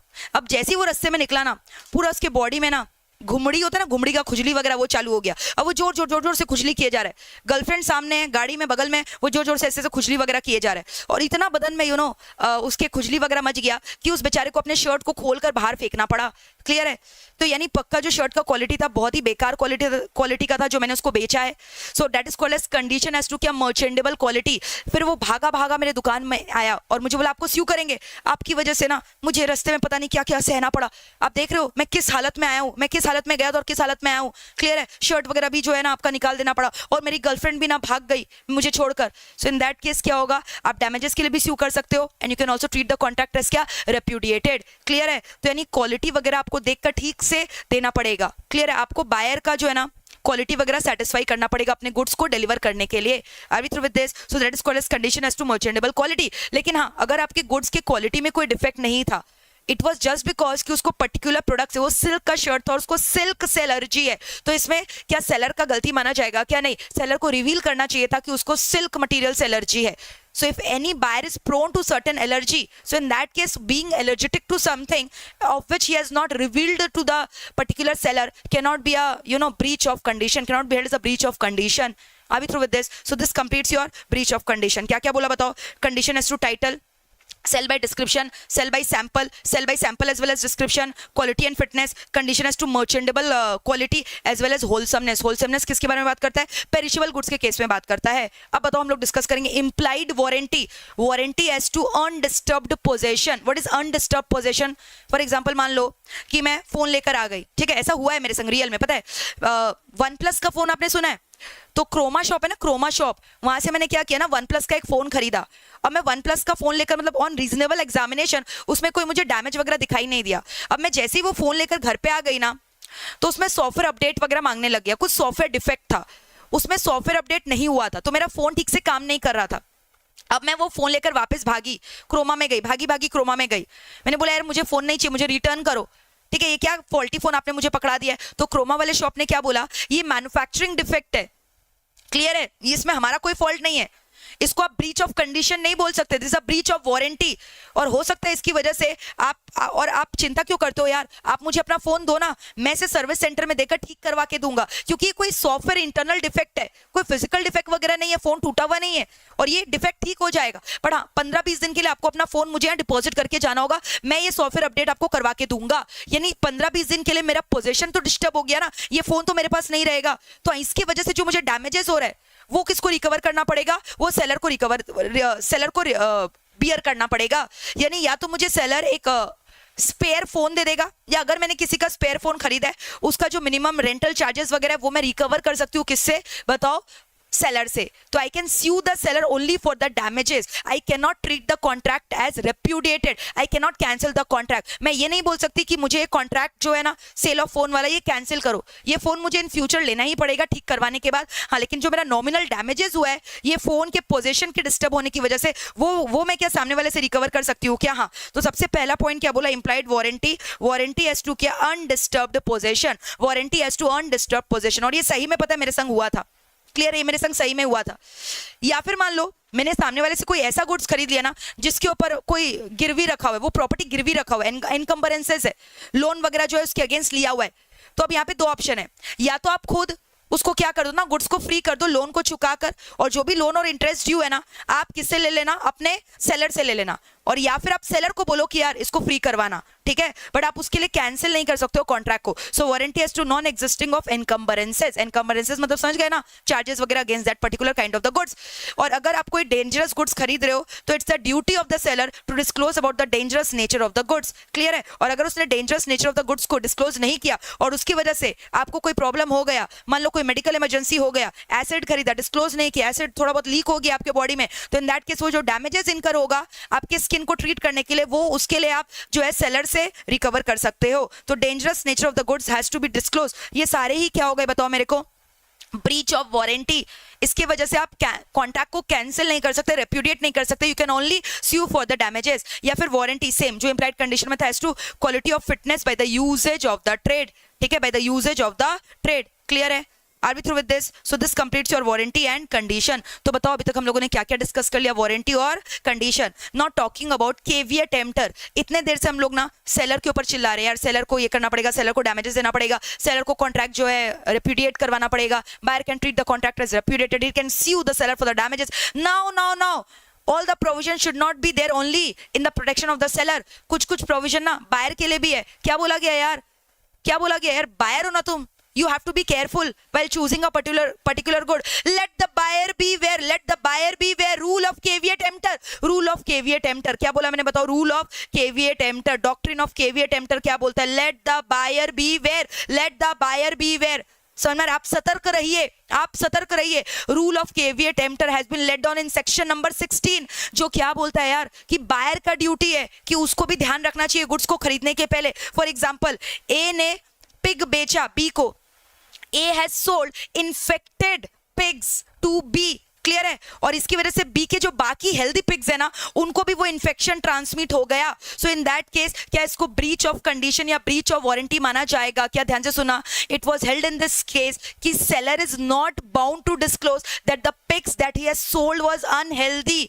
The rule of this particular doctrine, this particular law being caveat emptor, let the buyer beware. आप क्या खरीद रहे हो उसको एग्जामिन करके देखो ना भाई, और नहीं तो पूछो सामने वाले से. और ये सेम प्रोविजन हमने इंडियन कॉन्ट्रैक्ट एक्ट में भी बताया था कि इसको फ्रॉड नहीं बोला जाएगा, because mere silence does not amounts to fraud. तो दोनों का प्रोविजन लिख कर आना, इंडियन कॉन्ट्रैक्ट एक्ट का भी लिख कर आना, और किसका लिख कर आना बताओ, सोगा का भी प्रोविजन लिख कर आना, केविएट एम्प्टर का. The rule of the caveat emptor, section number 16 of the SoGA. Yes, Sanskar मक्खन. Are we through with this? Clear है? Let the buyer beware. Let the buyer beware. Let the buyer beware. Clear है? क्या बोलते बताओ? Let the buyer beware. Let the buyer beware. Are we through with this? इसको बोलते हैं doctrine of क्या? Caveat emptor. लेकिन again doctrine of caveat emptor का ना कुछ कुछ एक्सेप्शन है. एक्सेप्शन पूरा सेम है केस ऑफ एम्प्लाइड कंडीशन. जो हमने एम्प्लाइड कंडीशन पढ़ा था ना, जब ऑलरेडी आपने पर्पस बता दिया सेलर को कि मुझे इस पर्पस के लिए चाहिए, या फिर when the goods are sold under a particular brand name, या goods sold by description, goods sold by sample as well as description, या कंडीशन ऑफ मर्चेंटेबिलिटी, या फिर होलसमनेस. ठीक है, वो सारे के सारे सेम है, सेम टू सेम. क्लियर है? तो देख लो, एक्सेप्शन पूरा सेम है. वही एक्सेप्शन आप लिख लेना. वही एक्सेप्शन इज सेम एज क्या? इम्प्लाइड कंडीशन एंड वारंटी में जो हमने पढ़ा था, इम्प्लाइड कंडीशन वाला. जब पर्पस रिवील कर दिया सेलर के नोटिस में, या फिर when the goods are sold under brand name, under description, merchantability, sample as well as description, ठीक है, क्वालिटी और फिटनेस. क्लियर है? तो पूरा सेम टू सेम है. देख लो, purpose, brand name, description, merchantability, sample और डिस्क्रिप्शन. तो केविएट एम्प्टर का अगर एक्सेप्शन आएगा तो आप ये सब लिखकर आ जाना. Are we through with this? Clear है? Same same. अगर आपको इंप्लाइड कंडीशन आ गया तो पूरा डिट्टो कॉपी पेस्ट कर आ जाना. सेम टू सेम है, सेम टू सेम है मेरे बच्चों, same to same, same to same, same to same. Read कर लो फटाफट यहां तक. बताओ कैसा लग रहा है सेशन? मजे में बताओ. Come on guys, quickly tell me in the chat box, are you guys enjoying the session और नॉट? सेशन में मजा आ रहा है कि नहीं बता दो मेरे बच्चे. सेशन में मजा आ रहा है? Yes, very good Janvi, very good Pawan, superb superb superb मेरे प्यारे प्यारे बच्चे. बताओ यहाँ तक पूरा क्लियर है क्या? Are we through with this? Read it out. बहुत बार एग्जाम में आता है एक्सेप्शन बताओ केविएट एम्प्टर का, तो डर मत जाना यार. केविएट एम्प्टर को पहले डिफाइन करके आना कि रूल ऑफ केविएट एम्प्टर क्या बोलता है. Let the buyer beware. और अगर सेक्शन नंबर याद है तो बहुत अच्छा, लेकिन गलत मत लिख कर आना. फिर पूरा जो आपने इंप्लाइड कंडीशन पढ़ा है ना, ठोक डालना उसको. ठीक है, ठोक डालना, ठोक डालना. अब हम लोग डिस्कस करेंगे next topic, transfer of ownership. क्या डिस्कस करेंगे बताओ? Transfer of ownership. So transfer of ownership in case of specific और ascertained goods. Transfer of ownership in case of क्या? स्पेसिफिक और असर्टेन गुड्स. स्पेसिफिक और असर्टेन गुड्स. तो ध्यान से सुनना, in case of specific goods, अगर मैं स्पेसिफिक गुड्स का बात करूं तो in that case contract of sale में अगेन अगर गुड्स डिलीवरेबल स्टेट में है, चाहे स्पेसिफिक हो चाहे असर्टेन. असर्टेन में अगर आपने गुड्स को असर्टेन कर लिया, और स्पेसिफिक गुड्स में अगर गुड्स डिलीवरेबल स्टेट में है, so in that case immediately the ownership in the property gets transfer to the buyer. ठीक है, अगर गुड्स डिलीवरेबल स्टेट में है तो इमीडिएटली प्रॉपर्टी क्या हो जाएगा? ओनरशिप क्या हो जाएगा? ट्रांसफर हो जाएगा. किसको? बायर को ट्रांसफर हो जाएगा. समझ में आ रहा है? फॉर एग्जाम्पल मैंने आपको बोला फोन खरीदना है, आपने बोला हाँ खरीदना है, मेरे पास कोई बॉक्स वगैरह नहीं है, ऐसे ही लेना है, तो यानी ये गुड्स को मान लिया जाएगा क्या? ये स्पेसिफिक है, डिलीवरेबल स्टेट में, और जैसे ही हमने कॉन्ट्रैक्ट कर लिया, इन दैट केस इमीडिएटली क्या हो गया? आपको पता है, गुड्स का पोजीशन आपके पास ट्रांसफर हो गया. गुड्स का ownership has been transfer to the buyer. As soon the contract has been made, as soon as the contract has been made, as soon as the contract has been made, the ownership of this particular iPhone has been transferred to the buyer immediately as soon as the contract is made. Clear है? तो अब ध्यान से सुनना. आपने बोला ठीक है फोन खरीद ले रहे हैं, लेकिन ना मुझे कुछ याद आ गया यार, बाहर कुछ काम है, 10 मिनट रखिए ना, 10 मिनट, खाली 10 मिनट फोन को मैम अपने पास रखिए, मेरा एक काम है वो सल्टा के आ रहा हूँ. 10 मिनट बाद आया, देख रहा है फोन में आग लग गया, फोन डिस्ट्रॉयड. ठीक है, मेरे दुकान में आग लग गया, phone destroyed. So in that case मेरे को बताओ, क्या इन दैट केस क्या मैं उससे रुपया रिकवर करूंगी अपने फोन के लिए? हाँ बिल्कुल रिकवर करूंगी, क्योंकि रिस्क जो है ना वो ट्रांसफर हो चुका है ओनरशिप के संग. अगर ओनरशिप बायर को चला गया तो रिस्क भी ट्रांसफर हो चुका था बायर के पास. अब फोन जले, मरे, गिरे, टूटे, मुझे कोई फर्क नहीं पड़ता, उसका रिस्पॉन्सिबिलिटी किसके पास है? बायर के पास. बायर को भुगतना पड़ेगा उसका loss. I am not going to be at the loss, उसको मुझे रुपया देना पड़ेगा. क्लियर है? तो अगर गुड्स डिलीवरेबल स्टेट में तो मेरा गलती है कि नहीं है? नहीं है। Are we through with this? अब ध्यान से सुनना, असर्टेन गुड्स में भी, असर्टेन गुड्स में क्या हो रहा है? गुड्स को मैंने क्या कर दिया? असर्टेन कर दिया। अब फॉर एग्जाम्पल यहां पे देखो क्या लिखे, X goes into a shop and buys a television, और शॉपकीपर को क्या बोल दिया? होम डिलीवरी कर देना। यानी जैसे ही कॉन्ट्रैक्ट हो गया है, टेलीविजन का जो ओनरशिप है, कस्टडी, वो किसको ट्रांसफर हो गया? एक्स को। भले ही उसके प्रीमाइसेस में पड़ा हुआ है होम डिलीवरी के लिए, लेकिन उसका ओनरशिप तो ऑलरेडी बायर को ट्रांसफर हो चुका है ना, यस और नो? और जैसे ही गुड्स को डिलीवरेबल स्टेट में पुट कर दिया, उसके पास ट्रांसफर हो चुका है। अब अगर बाई चांस उसके शोरूम में आग लग जाता है तो उसका रिस्पॉन्सिबिलिटी किसको बियर करना पड़ेगा? बायर को। The risk has been transfer to the buyer of the goods. Are we through with this? Clear है? ठीक है। अगर मान लो गुड्स डिलीवरेबल स्टेट में नहीं था तो इन दैट केस किसका लायबिलिटी हो जाएगा? बताओ। सेलर का लायबिलिटी हो जाएगा। ठीक है, देखो, goods to be put in a deliverable state where the sale is of specific goods and the seller is bound to weigh measure. कुछ मेजर करना रह गया है, ठीक है, अभी तक जो है गुड्स डिलीवरेबल स्टेट में नहीं है, अभी भी गुड्स का पैकिंग करना, उसको मेजर करना, ये सब बाकी है। सो इन दैट केस ये माना जाएगा the property in the goods has not passed to the buyer unless it has been made into a deliverable state. Clear? अब जैसे example, wheat, stock of wheat was sold at an agreed price. The wheat was to be weighed. अब आधा wheat को वे हो चुका था, आधा wheat को वे नहीं किया गया था। समझ में आ रहा है? अब यहां पे क्या बोल रहा है? फ्लड आ गया, आधा wheat उड़ के चला गया। जो wheat का वेइंग हो चुका था, उस वेट का लॉस कौन भुगतेगा? बताओ, क्योंकि अब गुड्स डिलीवरेबल स्टेट में था, कॉन्ट्रैक्ट हो चुका है, तो यानी उसका जो रिस्क है वो किसके पास चला गया है? ओनरशिप के साथ बायर के पास। यानी उसका रिस्क किसको, उसका लॉस कौन बियर करेगा? बायर। लेकिन जो remaining half portion of the goods था, जिसको अभी तक आपने वेट वगैरह नहीं किया था, उसका जो रिस्पॉन्सिबिलिटी है वो कौन बियर करेगा? सेलर बियर करेगा। ठीक है, because the specific goods was not in that deliverable state. Are we through with this? कोई डाउट है क्या यहाँ तक? अब एग्जाम्पल और एक बोल रहे हैं क्या? कारपेट। आपने कारपेट खरीदा, आप बोले कि कारपेट आकर बिछा देना मेरे प्रीमाइसेस में। अब जब वो कारपेट वाला कारपेट लेके गया ना, वहां पे रख दिया, अभी तक बिछाया नहीं है, before it could be let down the carpet got stolen, तो इट वाज हेल्ड कि carpet was not in a deliverable state. So in that case क्या मान लिया जाएगा? बताओ, लॉस किसको बियर करना पड़ेगा? Loss will not be borne by the buyer because the property had not passed to the buyer because the property was not in the deliverable state. Are we through with this? यानी seller को ही loss bear करना पड़ेगा। तो ये सब examples important है, यही सब केस स्टडी एग्जाम में आते हैं, याद रखना। Uncertain good, uncertain. अब अनअसर्टेन में ना क्या बोलता है? ध्यान से सुनना। अनअसर्टेन में 3-4 ठो रूल बोलता है। अनअसर्टेन में क्या क्या बोलता है? 3-4 ठो रूल बोलता है। अनअसर्टेन गुड्स में क्या बोला गया है? अनअसर्टेन गुड्स में बोला गया है, ठीक है, कि गुड्स को अभी तक असर्टेन नहीं किया गया है। The goods has not been ascertained. Clear है? अब इन दैट केस क्या हो रहा है? सबसे पहले मान लो अगर अनअसर्टेन गुड्स का कॉन्ट्रैक्ट हुआ है तो गुड्स को सबसे पहले डिलीवरेबल स्टेट में लाना पड़ेगा, फिर उसके बाद फोन करके बताना पड़ेगा कि भाई गुड्स को आपका असर्टेन कर दिया गया है और उसको अलग से रख दिया गया है। अगर goods has been made in the deliverable state, contract of sale has been done and it has also been informed to the buyer that the goods have been separately ascertained. In that case the liability, ठीक है, the ownership and the risk will be transferred to the buyer. अगर ascertain करके अलग से रख दिया गया है और फोन करके इन्फॉर्म भी कर दिया गया है, तब उस केस में क्या होगा? बताओ, ओनरशिप ट्रांसफर हो जाएगा किसको? बायर को। ठीक है, example, A agrees to purchase 1000 quintal of cotton from the warehouse man, जिसमें से 500 delivery out of which he took the delivery of 500 quintal, और रिमेनिंग बोला बाद में लेंगे। द वेयरहाउस मैन वे कर लिया और सेपरेटली रख दिया और इन्फॉर्म भी कर दिया कि वो कर चुका है।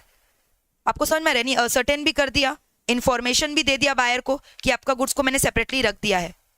Before he takes the delivery of the remaining goods, warehouse में आग लग गया और कॉटन डिस्ट्रॉय हो गया। बताओ किसका लायबिलिटी होगा? बताओ किसका लायबिलिटी होगा? Ownership has been transferred to the buyer, the risk has also been transferred to the buyer. Why? Because the goods were appropriated, goods को अलग से एप्रोप्रिएट करके रख दिया गया था। And not only the goods were appropriated, the goods appropriated was also inform to the buyer कि आपके गुड्स को अलग से रख दिया गया, आप जल्दी आकर अपने गोडाउन से सामान ले जाइए।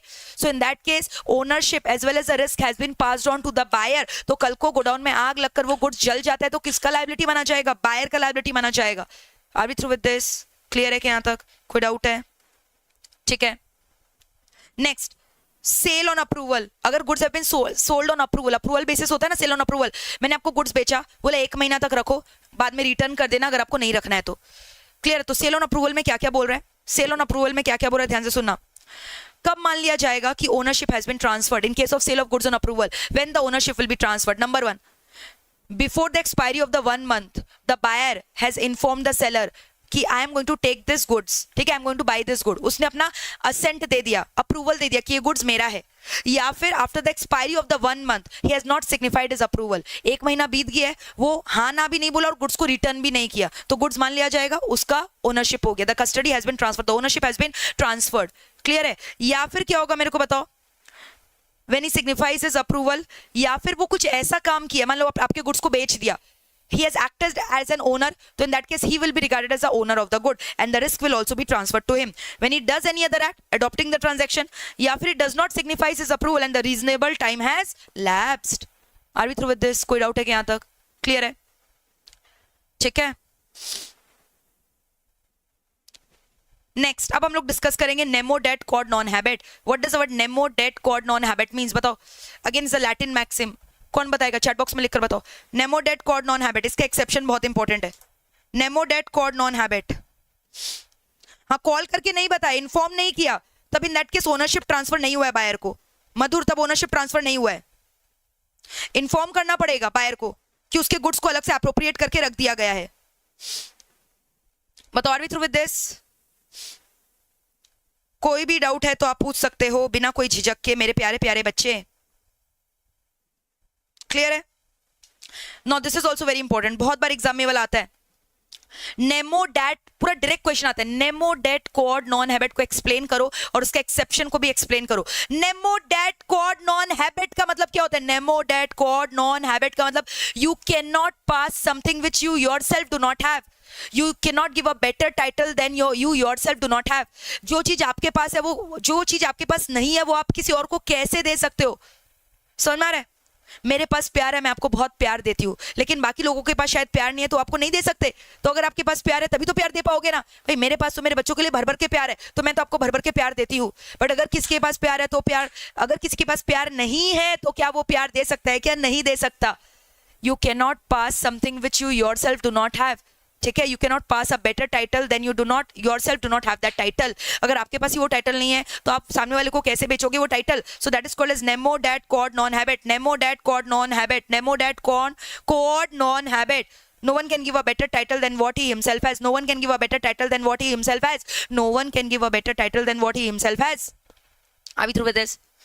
आप सपोज करो आपका एजेंट, प्रिंसिपल और एजेंट में एक रिलेशन होता है। एजेंट क्या करे? गुड्स को बेच रहा है प्रिंसिपल के बिहाफ में, ऑर्डिनरी कोर्स ऑफ बिजनेस में बेच रहा है, बहुत ही अच्छा बात है, टाइटल पास हो गया। लेकिन मान लो उसकी नजरों से चुरा कर गुड्स को अपने गोडाउन में ले आया और रात में, समझ में आ रहा है, चोरी का माल बेच रहा है, एक तरह से चोरी करके ले आया ना, और चोरी का माल बेच रहा है, समझ में आ रहा है? तो वो क्या हो गया? Nemo dat quod non habet. You can not pass a title which you yourself do not have.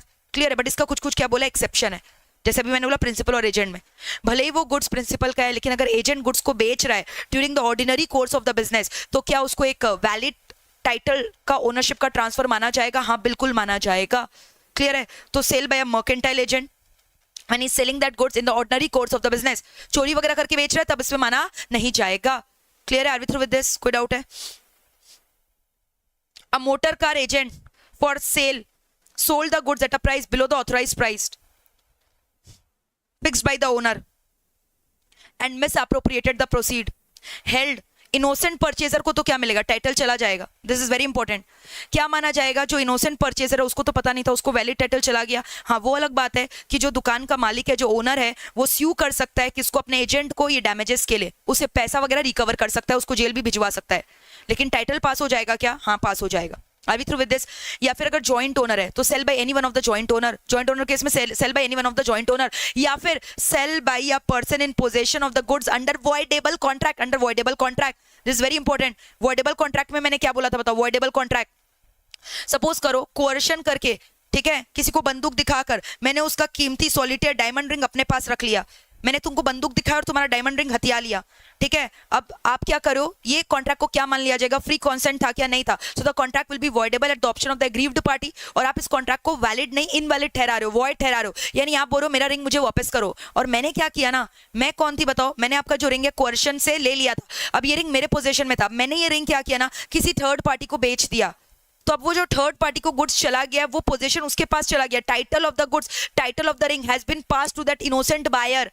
Clear है? So that is called sale by a person in possession under voidable contract. आप बोलोगे यार ये तो गलत है ma'am, ring किसी और ने चोरी का माल किसी और को ट्रांसफर कर दिया तो चोरी का माल उसको जो है उससे वैलिड टाइटल मिल जाएगा. हाँ वैलिड टाइटल मिल जाएगा, क्योंकि एक बात बताओ उसका क्या गलती है? वो तो पूरा पैसा लेकर अपना बोनाफाइड रीजंस की वजह से रिंग को एक्वायर किया है. He is an innocent purchaser, he can not be held liable to do anything. हाँ लेकिन वो अलग बात है कि आप जो है ना जिसके संग धोखाधड़ी हुआ है, जिसका ओरिजिनल रिंग था, वो किसको स्यू कर सकता है? वो कोएर्शन वाले बंदे को स्यू कर सकता है जिसने कोएर्शन किया था. The aggrieved party can sue the person who has done coercion and he can recover the money amount, monetary amount for the sale of the ring. Sale proceeds था जो रिंग का वो उसे रिकवर कर सकता है, लेकिन वो इनोसेंट परचेजर को जाकर रिंग रिकवर कर सकता है क्या? नहीं कर सकता है, रिंग चला गया उसके पास. क्लियर है? बताओ क्या क्या बोला? Sale by one who has already sold the goods. Sorry कहां गया बताओ? ये रहा. Sale by a person in position under a voidable contract. Voidable contract undue influence की वजह से या फिर कोएर्शन की वजह से. ठीक है, देखो एग्जांपल एक्स फ्रॉडुलेंटली, ये सब बहुत इंपॉर्टेंट है, ये सब के ऊपर बहुत बार ना केस स्टडी वगैरह आया हुआ है. X fraudulently obtains a diamond ring from Y. This contract is voidable at the option of Y. But before the contract could be terminated, ये जो एक्स बदमाश आदमी था इसने रिंग को किसको बेच दिया? जेड को. जेड इनोसेंट परचेजर है. Z gets the title of the ring, title of the goods, and Y can not recover the ring from the Z even if the contract is subsequently set aside. Ring किसी और का, उसका owner अभी कोई और, उसका मालिक अभी कोई और. यही दुनिया का दस्तूर है, कोई उपाय नहीं है. समझ में आ रहा है? अब आप ये नहीं बोल सकते ये रिंग जो है ना मेरी आखिरी निशानी थी, मेरे प्यार की आखिरी निशानी थी, मेरी उसकी आखिरी निशानी थी, ये मेरा प्यार था, इसमें मेरे इमोशंस अटैच्ड है. जो इनोसेंट परचेजर है उसका कोई गलती नहीं है, सारा का सारा गलती उस बंदे का है जिसने कोएर्शन किया था. तो भाई उसको आप आईपीसी के तहत सजा दिलवाओ, उसको इंडियन ऑन कॉन्ट्रैक्ट एक्ट के तहत सजा दिलवाओ, लेकिन स्यू भी करो, डैमेजेस भी स्यू करो, सोगा के अंडर सजा दिलवाओ. लेकिन हाँ भाई उसके लिए जो है ना आप रिंग जो है इनोसेंट परचेजर से आप वापस डिमांड नहीं कर सकते हो. Are we through with this? Clear है क्या? नेक्स्ट फॉर एग्जाम्पल मैंने आपको अभी क्या किया ना, फोन बेचा. जस्ट नो अभी आपको फोन बेचा. आपने क्या बोला? यार फोन रखो ना मैम, 10 मिनट में आते हैं फोन ले जाएंगे. कॉन्ट्रैक्ट हो चुका है, समझ में, sale is complete, ownership has been transfer to the buyer. अब आप क्या किए? बाहर चले गए कुछ देर के लिए, और मैंने क्या किया? मौके पे चौका मारा. कोई और बंदा गुड्स खरीदने आया, मैंने उसको गुड्स बेच दिया. तो क्या गुड्स का जो ओनरशिप है वो न्यू बायर के पास चला जाएगा? हाँ चला जाएगा. So this is sale by one who has already sold the good. मैंने ये गुड ऑलरेडी बेच दिया अभी भी, बट मैं उसको अपने पोजीशन में रख रखी थी और मैंने इसको किसी और को बेच दिया. तो ये आपका गलती है भाई. आप क्यों गुड्स को इधर उधर छोड़ के जाते हो? अब जब आपको ओनरशिप मिल गया था तो आपको इसको ध्यान रखना चाहिए था ना. अब किसी और ने इसको बेच दिया कहीं और, तो अब मुझे मत बोलो, इसके लिए रोना धोना मत करो. हाँ आप मुझे स्यू कर सकते हो डैमेजेस के लिए, ठीक है, पैसे के लिए, रिकवरी के लिए, लेकिन आप वो इनोसेंट परचेजर का कोई गलती नहीं है, उसको आप जो है टाइटल ऑफ द गुड्स के लिए स्यू नहीं कर सकते. क्लियर है? नेक्स्ट उल्टा केस समझ लो. यहां पे क्या हो रहा है ना, बायर के पास पोजीशन चला गया है बट ओनरशिप नहीं गया, और बायर ने जैसे ही गुड्स का पोजीशन मिला किसी और को बेच दिया. Sale by the buyer who is in the position of the goods but the property or the ownership of the good has yet not been transferred to the buyer of the goods. It is still lying with the seller. समझ में आ रहा है? So in that case also अगर buyer goods बेच दिया है तो जो खरीदा है उसके पास गुड्स चला जाएगा क्या? हाँ चला जाएगा. या फिर effect of estoppel. What does the estoppel means? मैं रियल ओनर हूं इस फोन की, ठीक है, अब क्या हुआ ना, संस्कार आया, मेरा ही फोन मेरे सामने ही रॉन्गली रिप्रेजेंट करके अपने आप को ओनर, मेरा फोन किसी और को बेच रहा है, और मैं कुछ नहीं बोल रही, मैं चुपचाप बैठी हूँ, मजा देख रही हूँ. मुझे लग रहा है ऐसी कॉमेडी शो चल रहा है. समझ में आ रहा है? कपिल शर्मा का कॉमेडी शो चल रहा है. मतलब मेरे ही नजर के सामने मेरा ही फोन अपने आप को फोन का ओनर बताकर बेच दे रहा है किसी और को, तो टाइटल ट्रांसफर हो गया भाई. इसको बोलते हैं एस्टॉपल. आपको रोकना था, आपको उठ के बोलना चाहिए था ना कि कैसे कर रहे हो भाई. अब जब फोन बेच चुका है, ट्रांसफर हो चुका है, तब आप जोर जोर से नहीं चिल्ला सकते हो कि नौटंकी बंद करो, फोन मेरा है, वापस मुझे रिटर्न करो. You can not claim back for the phone. The title has been passed, the ownership has been passed to that innocent purchaser. तो इसको बोलते हैं क्या? effect of the estoppel. So when the owner is stopped by the conduct from denying the seller's authority to sell, transferee will get a good title. transferee मतलब कौन? वो तीसरा बंदा जो फोन खरीदने आया था और जो फेक ओनर को रियल ओनर समझ के उससे फोन खरीद गया. समझ में आ रहा है? So that is called as what? effect of estoppel. या फिर अनपेड सेलर के राइट. जो अनपेड सेलर है वो तो पता ही है ना. अब मान लो मैंने आपको गुड्स बेचा, आप क्या, मुझे पता चला आप इंसॉल्वेंट हो गए हो, या आपने मना कर दिया कि आप मेरा प्राइस नहीं पे करोगे, ठीक है, तो इन दैट केस मैं क्या कर सकती हूँ ना, मान लो अभी तक आपको गुड्स डिलीवर नहीं हुआ है, मैं ये गुड्स ट्रांजिट में किसी और को बेच सकती हूँ. The goods are in the transit. I can sell the good to any other person. So that is called as sell by the unpaid seller. Are we through with this? या फिर sell by pony या finder of the lost good या फिर official आपका जो liquidator है, receiver है, उन लोग sell कर सकता है क्या? हाँ कर सकता है, ठीक है, जबकि उन लोग के पास टाइटल नहीं है. तो nemo dat quod non habet का मतलब होता है no one can give you what he himself does not have. लेकिन इसके बाद भी हमने डिस्कस किया इसका कुछ कुछ एक्सेप्शन है. These are the exception. This is very very important. Are we through with this guys? कोई डाउट है क्या? क्लियर है? Absolutely clear. No delivery delivery can be of 3 types. Very good. Baba CM, I am from Karnataka. Most welcome Baba CM for the session today. Actual delivery,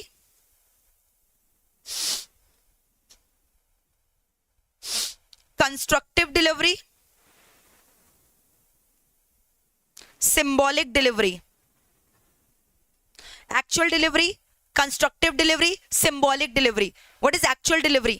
अरे actual delivery मतलब क्या? अभी मैंने आपको goods transfer कर दिया है, ठीक है, the custody of the goods has been transferred, ठीक है, यानी voluntary transfer of goods from one place to another.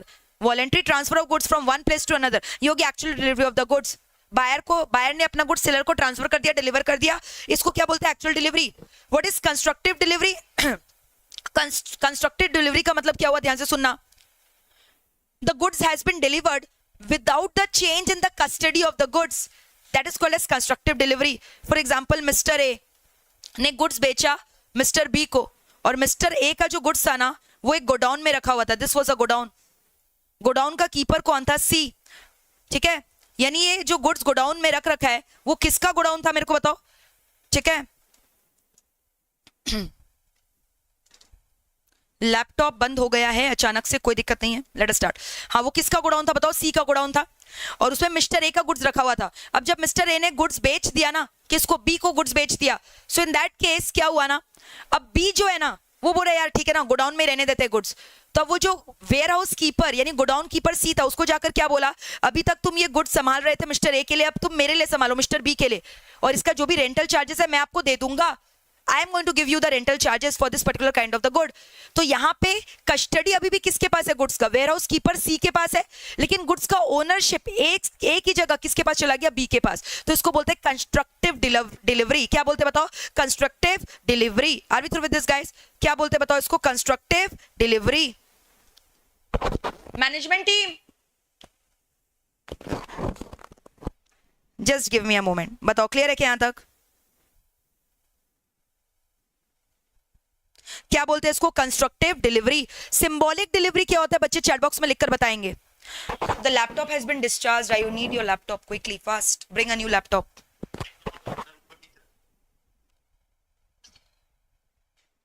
बताइए. I want a new laptop.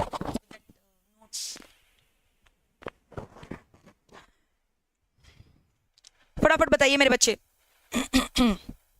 Symbolic delivery क्या होता है? Symbolic delivery, symbolic delivery, symbolic delivery यानी गुड्स का physically delivery नहीं हुआ है. आप समझो ना, यहाँ पे कोई डॉक्यूमेंट के ट्रांसफर की वजह से गुड्स का डिलीवरी हो गया. अब जैसे कार, अब जैसे आप कार का ओनरशिप आपको मिल गया, तो क्या पूरा गाड़ी आपको गोद में उठाकर देते थे? समझ में आ रहा है? या आपने कभी आईपीएल वगैरह का मैच देखा है? वहां पे प्लेयर्स को कार गिफ्ट किया जा रहा है, तो कार गोदी में थोड़ी देते रहे, कार का चाबी भी नहीं दे रहे, ऐसे कुछ मतलब टोकन वगैरह दे दे रहे, टोकन रिवॉर्ड टाइप का. समझ में आ रहा है? डमी कोई चाबी बनाकर दे दे रहे हैं, या फिर चाबी दे दे रहे गाड़ी का. So that is called as what? Symbolic. जो सिंबल कर रहा है, सिंबलाइज कर रहा है कि अब आप वो गुड्स का डिलीवरी ले सकते हो. या फिर बिल ऑफ लैडिंग हुआ, रेलवे रिसीट हुआ, ये टोकन है ना वो गुड्स की डिलीवरी लेने के लिए. तो ये सभी चीजों को हम क्या बोलते हैं बताओ? Symbolic delivery. तो डिलीवरी के अंदर 3 डिलीवरी हमने पढ़ा. क्या क्या पढ़ा बताओ? सिंबॉलिक डिलीवरी पढ़ा, एक्चुअल डिलीवरी पढ़ा, कंस्ट्रक्टिव डिलीवरी पढ़ा. Tell me guys, are we through with this और not? Are we through with this? Are we through with this? Clear है क्या? क्लियर है क्या? ठीक है. अब बस 15 से 20 मिनट का सेशन है, मैं आपका ज्यादा समय नहीं लूंगी. ऑक्शन सेल पढ़ेंगे and rights of the unpaid seller पढ़ेंगे. क्या पढ़ेंगे बताओ? Rights of the unpaid seller, और क्या पढ़ेंगे? Auction sale. ठीक है, तब तक एक 2 मिनट का ब्रेक ले लेते हैं. ठीक है, take a break for 2 minutes guys, come on. कोई छोड़कर नहीं जाएगा मुझे, कोई मुझे छोड़कर नहीं जाएगा.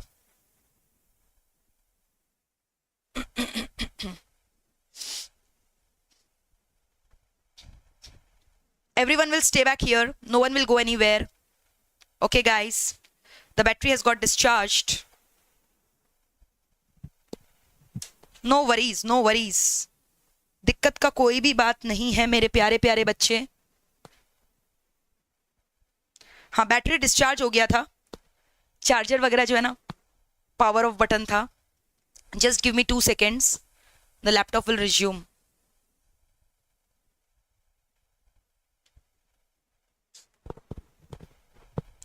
कोई दिक्कत नहीं है, 2 मिनट का ब्रेक ही समझ लीजिए. हाँ जी, कॉन्फिडेंस लेवल कैसा है? मजा आ रहा है कि नहीं बताओ? कॉन्फिडेंस लेवल कैसा है? थैंक यू सो मच साक्षी. साक्षी बोल रही है ma'am what an amazing session, loved it.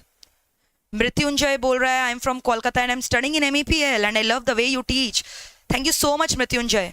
Something is different बोल रहा है. Yes ma'am, absolutely clear. बहुत बहुत जोरदार सेशन चल रहा है. मतलब मैं सच बता रही हूँ भाई, ये आप ही लोगों का प्यार है जो मुझे इतना हिम्मत देता है, इतना कॉन्फिडेंस देता है. And I feel very much charged up by reading all your feedback. तो अपना ये प्यार हमेशा बरकरार रखना मेरे ऊपर, MEPL के ऊपर, ठीक है? And we are definitely going to rock together. Yes. हाँ जी अरूप, हाँ जी Arup, absolutely absolutely. But are we through with this? अब हम लोग क्या पढ़ेंगे? Unpaid seller. अनपेड सेलर कौन होता है? अनपेड सेलर वो होता है एक ऐसा seller who has not received the full price of the goods sold. Who hasn't received the full price of the goods sold, he is called as an unpaid seller. उसको क्या बोला जाता है बताओ? He is called as an unpaid seller who has not received the full price of the good. He is called as unpaid seller. He is called as unpaid seller. ठीक है? He is called as what? Unpaid seller. ये रहा. चलो आ जाओ.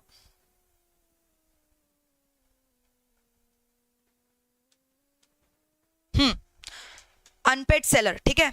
तो unpaid seller मैंने क्या बोला? जिसने पूरा प्राइस रिसीव नहीं किया है उसको हम बोलेंगे अनपेड सेलर. क्लियर है? अब होता क्या है ना, सुनो. फॉर एग्जांपल, गुड्स का जो प्राइस था वो 10,000 था, मुझे सिर्फ 8,000 मिला, 2,000 नहीं मिला. क्या I will be regarded as an unpaid seller? Yes, मैं अनपेड सेलर कहलाऊंगी. या फिर मान लो गुड्स का प्राइस 10,000 था, 1,000 वाज अ कैरेज का प्राइस. समझ में आ रहा है? भाड़ा, ट्रांसपोर्टेशन, लॉजिस्टिक. मुझे 10,000 पूरा मिल गया बट ये कैरेज का प्राइस नहीं मिला. So in that case you will not be regarded as unpaid seller. Unpaid seller तभी कहलाओगे जब गुड्स का प्राइस आपको नहीं मिला है. कैरेज वगैरह का सब्सिडी चार्जेस अगर नहीं मिला है तो उसके लिए आप अनपेड सेलर नहीं कहला सकते हो. Are we through with this? Unpaid seller कौन होता है? Absolutely clear. या फिर मान लो अनपेड सेलर क्या हुआ, सपोज करो सामने वाले ना बायर ने मुझे एक बिल दिया था, बिल ऑफ एक्सचेंज. अब ये बिल ऑफ एक्सचेंज क्या हुआ ना, it got dishonoured on the due date of the bill. So in that case also I will be regarded as unpaid seller. या फिर चेक क्या हो गया? बाउंस हो गया, चेक का रुपया मुझे नहीं मिला. So in that case also I will be regarded as क्या? Unpaid seller. तो बिल का डिसऑनर होना, चेक का डिसऑनर होना. क्लियर है? या फिर जो अमाउंट है वो मुझे नहीं मिलना, या ड्यू डेट आ चुका है, मुझे अभी तक प्राइस नहीं मिला है. मान लो मैंने गुड्स को क्रेडिट में बेचा और ड्यू डेट आ चुके बट मुझे अभी तक प्राइस वगैरह गुड्स का नहीं मिला. In all these cases I will be regarded as an unpaid seller. The goods has been sold and the price of the goods is due. The price has not yet been paid or tendered. And NI, negotiable instrument, check, या फिर बोल लो bills payable या bills receivable मेरे end से. समझ में आ रहा है? In that case it has got dishonored. वो क्या हो चुका है? Dishonored हो चुका है. So in all these cases I will be treated as an unpaid seller. Unpaid seller का right दो जन के against है. Unpaid seller has got right against the good, right against the buyer. Right against the goods क्या है? Right to lien, right to stoppage in transit, right to resale. Right to lien का मतलब क्या है? Lien का मतलब रोक लेना, धर लेना. Lien, right to retain the goods. Right of lien का मतलब क्या होता है? Lien का full form LIEN. Lien का मतलब right to retain the goods, hold back the goods. Stoppage in transit मतलब क्या हुआ? आपने goods को ना डिलीवरी के लिए दे दिया था. समझ में आ रहा है? लेकिन वो तो अच्छा है भाई, भगवान का जो है ना हमारे पर बहुत बड़ा कृपा था. हमें पता चल गया अचानक से कि हमारा जो बायर है वो इंसॉल्वेंट हो चुका है, वो हमारा पैसा नहीं दे सकता. तो अपने डिलीवरी बॉय को तुरंत रास्ते में फोन करके बोला डिलीवरी रोक दो, stoppage in transit, mall deliver मत करना. ठीक है? तो या तो आप गुड्स अगर आपके प्रीमाइसेस में ही पड़ा हुआ है तो उसमें आप क्या कर सकते हो? Right to retain the goods, right to lien. और अगर आपने गुड्स डिलीवरी के लिए निकाल दी और आपको पता चल चुका है कि बायर इंसॉल्वेंट है, स्टॉपेज इन ट्रांजिट, और फिर उसके बाद रीसेल भी कर सकते हो. ठीक है? अगर अनपेड सेलर है वो क्या कर सकता है? रीसेल भी कर सकता है. क्या? जी हाँ, रीसेल भी कर सकता है. What is the right against the buyer? Buyer के अगेंस्ट क्या करोगे? बायर को स्यू कर सकते हो प्राइस के लिए, स्यू कर सकते हो डैमेजेस के लिए, या फिर इंटरेस्ट के लिए. समझ में आ रहा है? ड्यू डेट था, क्रेडिट पीरियड 2 महीना, 5-6 महीना हो गया, तो आप उसको इंटरेस्ट वगैरह भी क्लेम कर सकते हो क्या? बिल्कुल क्लेम कर सकते हो। तो वापस से बताओ मैंने क्या क्या बोला। अनपेड सेलर कौन होता है? जिसको आपने गुड्स बेच दिया है बायर को और प्राइस अभी भी आपका ड्यू है, ठीक है, price has not yet been paid और टेंडर्ड, या फिर एनआई वगैरह जो है वो डिसऑनर्ड हो गया है, whether it is a bill of exchange और whether it is a cheque does not matter, ठीक है। Right of an unpaid seller क्या बोला? It is against the goods, या फिर क्या बोला? अगेंस्ट द बायर, दोनों के अगेंस्ट। अगेंस्ट द गुड क्या बोला? राइट टू लियन, लियन का मतलब क्या हुआ? Right to retain the goods, right to retain the goods, ठीक है। और क्या बोला? Stoppage in transit, resale. Against the buyer क्या बोला? प्राइस के लिए स्यू कर सकते हो, डैमेजेस के लिए, और क्या बोला? इंटरेस्ट के लिए स्यू कर सकते हो क्या? जी हाँ, बिल्कुल कर सकते हो। बताओ, are we through with this और नॉट? कोई डाउट है यहाँ तक? एकदम क्लियर है, एकदम क्लियर है। अच्छा, ऐसा कौन सा केस होता है जहां पे जो अनपेड सेलर है ना वो अपना राइट ऑफ लियन को खो देगा? एक बात बताओ, राइट ऑफ लियन मतलब right to retain the good. अगर आपने गुड्स को ऑलरेडी डिलीवरी बॉय को हैंडओवर कर दिया, उसके पास दे दिया है, तो अब आपके पास तो गुड्स रहा ही नहीं, तो आप उसको रिटेन कैसे करोगे? तो अगर आपने ऑलरेडी गुड्स को क्या कर दिया? दे दिया है, तो इन दैट केस आप राइट टू लियन एक्सरसाइज कर सकते हो क्या? नहीं कर सकते हो। या फिर आपने खुद ही वेव ऑफ कर दिया है कि हम राइट टू लियन एक्सरसाइज नहीं करेंगे, when the seller himself has waived off his right of exercising right to lien. Clear है? तो इन दैट केस आप नहीं कर सकते हो। Are we through with this? या फिर ऑलरेडी जो बायर है ना उसने गुड्स का पोजीशन ऑब्टेन कर चुका है, उसके पास गुड पहुंच चुका है, सो इन दैट केस आप राइट टू लियन एक्सरसाइज नहीं कर सकते हो। You can not exercise the right to lien जब सेलर ने वेव ऑफ कर दिया है, बायर ने गुड्स ऑब्टेन कर लिया है, या फिर गुड्स जो है वो रास्ते में डिलीवर कर चुका है, ठीक है, या लेकर जा रहा है। क्लियर है? For example, A sold a car to mister B for rupees 1 lakh and delivered the same to the railways, deliver हो चुका है, for the purpose of the transmission to the buyer. और वो जो रेलवे रिसीट है ना वो भी बी के नाम पे चला गया और बी के पास चला गया। अब आप समझ रहे हो गुड्स को कैसे रोकोगे? राइट टू लियन एक्सरसाइज कर सकते हो कि नहीं कर सकते हो? यू कैन नॉट एक्सरसाइज क्या? Right to lien. क्लियर है? Right to stoppage in transit, stoppage in transit कब होगा? ध्यान से सुनना, कब ये राइट एक्सरसाइज कर सकते हो? When you are an unpaid seller. अभी ये जो गुड्स है वो आपके पास नहीं है, आपके पोजीशन में। गुड्स कहाँ पे? रास्ते में, इन ट्रांजिट। और बायर, आपको पता चला है बायर क्या हो चुका है? Insolvent. So in that case आप क्या एक्सरसाइज करोगे? Stoppage in transit. तो right to stoppage in transit कब करोगे? सेलर अनपेड है, गुड्स आपके कस्टडी में नहीं है, you have parted with the goods, transit में है, अभी भी डिलीवर नहीं हुआ है बायर को, और पता चला बायर क्या हो चुका है? इनसॉल्वेंट हो चुका है। यानी राइट ऑफ लियन एक्सरसाइज कर सकते हो, solvency, insolvency does not matter, but stoppage in transit can only be exercise when you have learned that the buyer has become what? Insolvent. When you have learned that the buyer have become क्या? Insolvent. Are we through with this? कोई doubt है क्या यहाँ तक? Clear है? Absolutely clear, absolutely clear. Right to sale, अब हम लोग डिस्कस करेंगे राइट टू रीसेल। कब गुड्स को बेच दोगे? अब ध्यान से सुनना, अगर मान लो अनपेड सेलर हो, उसके पास राइट है कि वो राइट को गुड्स को बेच भी सकता है, लेकिन इसके लिए क्या बोल रहा है कि अगर if it is a non perishable goods तो you have to serve a notice before the sale of the goods to the buyer. आपको बायर को एक नोटिस देना पड़ेगा कि वो गुड्स को भेज रहा है, बेच रहा है। अगर आपने नोटिस दिया है, if you have given the notice of your intention to sell to the buyer, in that case आपको सेल प्रोसीड से जो भी रुपया आया है, जितना भी प्रॉफिट है, वो आपका हक है, वो सेलर का हक है, आपको मिलेगा। और अगर कोई लॉस हो रहा है ना तो आप रिइंबर्स कर सकते हो बायर से। लेकिन अब प्रोवाइडेड अगर आपने नोटिस नहीं दिया ना, if you have not given an notice to the buyer that your intention is to sell the good, in that case पासा पलट जाएगा। बायर जो है ना उसको बेनिफिशियल प्रोविजंस मिल जाएगा, बेनिफिट्स मिल जाएगा। इन दैट केस आपने अगर गुड्स को बेचा, उससे जो भी प्रॉफिट हुआ, वो प्रॉफिट का हक किसके पास चला जाएगा? बायर के पास। Buyer can claim for the profit receive from the sales proceed. और अगर कोई लॉसेस है तो उससे आप रिइंबर्समेंट नहीं ले सकते हो बायर से। In that case you have to bear that losses if the notice has been failed to serve to the buyer. ठीक है? तो राइट टू रीसेल में क्या बोला? अगर आप गुड्स को बेच रहे हो एंड प्रोवाइडेड वो गुड्स क्या है? Non perishable, so in that case आप नोटिस दे के बेचो। बाबा, नोटिस बिना दिए बेचोगे तो झमेले में फंस जाओगे। अगर नोटिस देकर बेच रहे हो तो प्रॉफिट हुआ आपका, और उससे अगर लॉस हुआ तो वो किसका हुआ? Buyer. You can reimburse that loss from the buyer. लेकिन अगर आपने नोटिस नहीं दिया है, when he fails to give the notice, in that case profit किसका हो जाएगा? बायर का। और लॉस कौन बियर करेगा? सेलर बियर करेगा। आप लॉस बायर से रिइंबर्स करवा सकते हो कि नहीं करवा सकते हो? नहीं करवा सकते हो। क्लियर है? लेकिन अगर पेरिशेबल गुड्स है ना, अब वो गुड्स इतना जल्दी डिस्ट्रॉय हो जाएगा, उसके लिए you can not wait for the notice to be served to the buyer. तो उससे आप ऐसे ही राइट्स को एक्सरसाइज कर सकते हो। You can exercise your right to resell without letting the buyer know about your intention to sell. Are we through with this? तो ये क्या हो गया मेरे को बताओ वापस से। 3 चीज मैंने बोला, स्टॉपेज इन ट्रांजिट बोला, राइट टू एक्सरसाइज लियन बोला, या राइट टू रीसेल बोला। Are we through with this? फिर इसके बाद बताओ और मैंने क्या बोला, और क्या स्यू कर सकते हैं बताओ? ये right against goods, right against person, क्या क्या चीजों के लिए स्यू कर सकता है? Sue for price, interest, repudiation of the contract before the due date, sue for damages for non acceptance. ठीक है, राइट ऑफ लियन और स्टॉपेज में क्या डिफरेंस है? लियन का मतलब क्या? पोजेशन को रोक लेना, रिटेन करके रखना गुड्स को, रिटेनिंग द पोजेशन। और स्टॉपेज क्यों करो? पोजेशन जो आपके हाथ से छूट चुका है उसको रीगेन करने के लिए, regain the possession. In fact right of stoppage तभी एक्सरसाइज होता है जब राइट ऑफ लियन खत्म हो चुका है। तो stoppage in transit begins only when right of लियन ends. और राइट ऑफ लियन क्या स्टार्टिंग पॉइंट है right of stoppage in transit का। It can be exercised even when the buyer is not insolvent, but stoppage in transit तभी exercise होता है जब पता चलता है buyer is in insolvent. Lien कब होगा? जब आपके पास गुड्स का पोजेशन है, तभी तो आप गुड्स को होल्ड बैक कर पाओगे ना। स्टॉपेज कब होगा? जब आपने गुड्स को क्या किया? जुदा कर दिया, parted away with the possession. Possession किसके पास है बताओ? कैरियर के पास, डिलीवरी बॉय के पास, ठीक है। And buyer has yet not acquired the possession of the goods. Are we through with this? Clear है? फिर बताओ remedies of the buyer against the seller. Buyer का क्या क्या रेमेडी अगेंस्ट द सेलर? ठीक है, ऑलरेडी मैंने बोला वही सेम चीज। अगर बायर मना कर दिया है, ठीक है, अगर सेलर मना कर दिया कि वो बायर को गुड्स नहीं देगा, तो क्या क्या कर सकता है? Breach of warranty, specific performance बोल सकता है, रेप्यूडिएशन ऑफ कॉन्ट्रैक्ट के लिए डैमेजेस, इंटरेस्ट के लिए damages for non delivery of the goods. Are we through with this? अब हम लोग डिस्कस करेंगे क्या बताओ? Auction cell. ऑक्शन सेल बहुत ही इजी टॉपिक है, ध्यान से सुना। Section number 64, auction sale has been governed under section number 64 of the sales of the goods act 1930। तो ऑक्शन सेल में क्या होता है? ऑक्शन सेल बहुत ईजी है। ऑक्शन सेल का मतलब वो बिडिंग वगैरह का, जहां पे टेंडर वगैरह चलता है, ठीक है, where the goods is being sold by inviting bids from the public at large। और कॉन्ट्रैक्ट किसको मिल जाता है? जिसका बिड सबसे हाईएस्ट होता है। The contract is being given to the highest bidder by the fall of the hammer। fall of the hammer कितनी बार होना चाहिए? 3 times।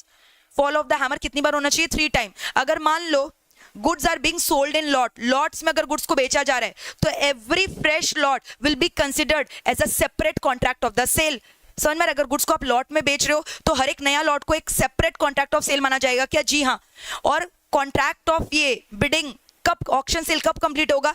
By the fall of hammer 3 times. एक कस्टमरी मैनर है, 3 बार हैमर, समझ में? हैमर के फॉल से जो है इसको फाइनलाइज किया जाएगा। Right of the bids can be reserved. फिर प्रिटेंडेड बिडिंग मैंने आपको बताया था, reserved price. What is reserved price? कि आप एक प्राइस को फिक्स कर सकते हो कि इतना जो है ना, ये प्राइस फिक्स है, सब्जेक्ट टू दिस प्राइस। ये आपको बोली लगाना है, बोली लगाना, इस दैट इज कॉल्ड एज क्या? बिडिंग। और जब आप प्राइस को फिक्स करते हो that becomes a reserved price.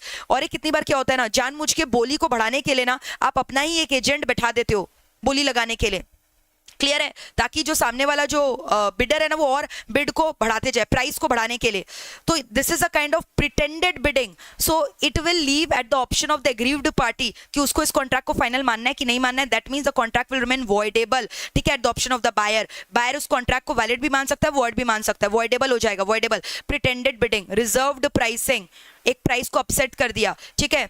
Right to the bid में भी रिजर्व्ड। कंप्लीशन कब होगा? On the fall of the hammer, ठीक है। And where the goods are being sold in lot, every time fresh lot को क्या मान लिया जाएगा? Separate contract of the sale. It will be regarded as a separate contract of the sale. Are we through with this?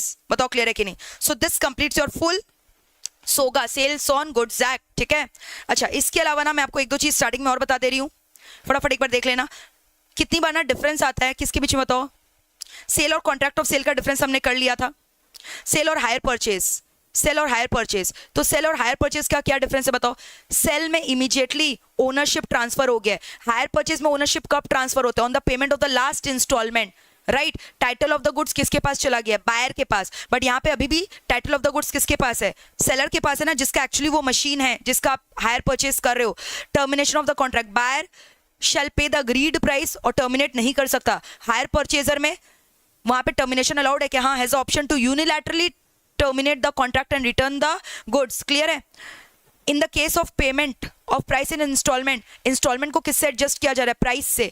But यहाँ पे higher purchase में आपने किया होगा अलग से, इसके ऊपर पता है अकाउंट्स में सम्स भी है, आगे जाके करोगे। इंस्टॉलमेंट को यहाँ पे जो पेमेंट करते हो उसको हायर चार्जेस माना जाता है। क्लियर है? Seller takes the risk of the loss. Clear है? इंसॉल्वेंसी ऑफ द बायर में सेलर का कोई रिस्क ही नहीं है ना, seller is no risk since he has not given any good. समझ में? अभी यहाँ पे ओनरशिप किसके पास है? सेलर के पास। तो इंसॉल्वेंट हो भी गया तो कोई दिक्कत नहीं है, बायर इंसॉल्वेंट हो गया तो कोई दिक्कत नहीं है। ट्रांसफर ऑफ टाइटल हो गया क्या? हाँ, यहाँ पे हो गया क्या? नहीं। क्लियर है? Levy of tax at the time of contract of sale, levy अभी नहीं होगा, कब होगा? जब तक वो सेल नहीं बन जाता। Govern by SoGA, govern by hire purchase act, clear? फिर सेल और बेलमेंट का भी डिफरेंस है, सेल में इमीडिएटली ट्रांसफर हो रहा है, बेलमेंट में प्रॉपर्टी जो है वो ट्रांसफर हो रहा है, लेकिन ownership is not being transferred, ownership अभी भी किसके पास है? बेलर के पास, क्लियर है? क्योंकि बेलमेंट में हम लोग गुड्स यूज करने दे रहे हैं, लेकिन रियल ओनर अभी भी कौन है? बेलर। बेलमेंट में भी ग्रेटिटुअस और नॉन ग्रेटिटुअस, बट सेल हमेशा किसके लिए होता है? नॉन ग्रेटिटुअस, यानी मॉनेटरी कंसिडरेशन के लिए होता है, क्लियर है? रिस्क वगैरह सब कुछ किसके पास चला गया है? बायर के पास चला गया है सेल के केस में। Bailee must return the goods back to the bailor as soon as the purpose is accomplish, but यहाँ पे ऐसा थोड़ी है कि वो गुड्स को वापस से रिटर्न कर देगा। डिलीवरी का 3 टाइप पढ़ाया था, एक्चुअल डिलीवरी, डिलीवरी मतलब क्या? Voluntary transfer of the goods from one person to another. Actual delivery जब गुड्स को फिजिकली डिलीवर कर दिया गया। कंस्ट्रक्टिव मैंने क्या बोला? When it is effected without any change in the custody और एक्चुअल पोजेशन, बोला ना वो एग्जांपल वेयर हाउस कीपर वाला, ठीक है? और क्या बोला? Symbolic delivery, token of transfer, bill of lading, railway receipt, ठीक है? या फिर वेयर हाउस का कीज वगैरह हैंडल कर दिया। All these are examples of क्या? Symbolic delivery. Are we through with this? So this complete your entire session on sales of goods act. I hope you guys have enjoyed the session.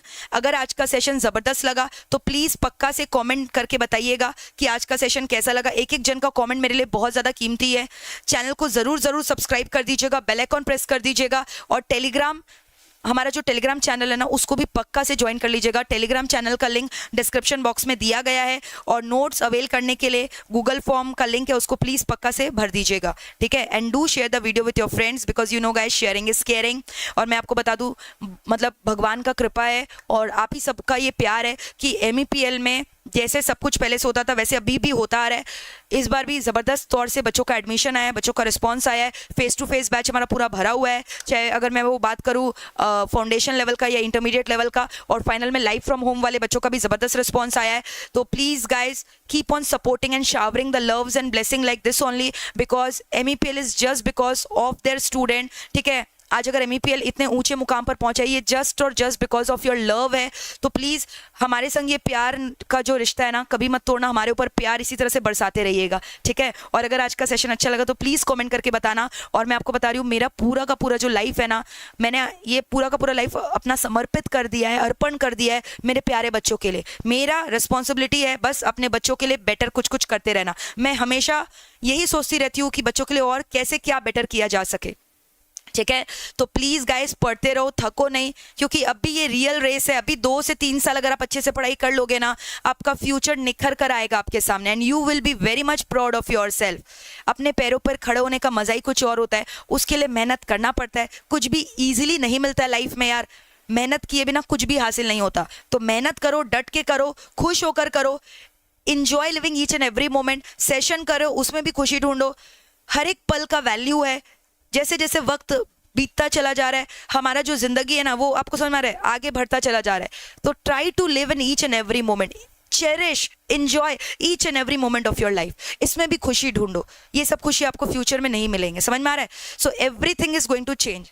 खुशी का जरिया, खुशी बदलेंगे, जरिया बदलेगा, तो हर एक चीज में खुशी ढूंढना चालू करो, clear, because nothing is permanent in life. Okay guys, so all the very best guys, rock your exam and I know you are going to give your best shot. जितना भी पढ़ा है रिवाइज कर लोगे, पूरा कवर हो जाएगा, ठीक है ना? चलो फिर मिलते हैं दोस्तों, bye, take care, lots and lots of love, bye. I hope you guys have enjoyed the session अच्छा लगा प्लीज कमेंट करके बताइएगा। टेलीग्राम ग्रुप ज्वाइन कर लीजिए, चैनल सब्सक्राइब कर दीजिए, बेल आइकॉन प्रेस करना मत भूलिएगा, है ना? और हमारा जो एक्सक्लूसिव चैनल है ना, वो भी प्लीज पक्का से सब्सक्राइब कर दीजिएगा। Bye, take care, lots and lots of love guys, pump up yourself, come on study, ठीक है ना?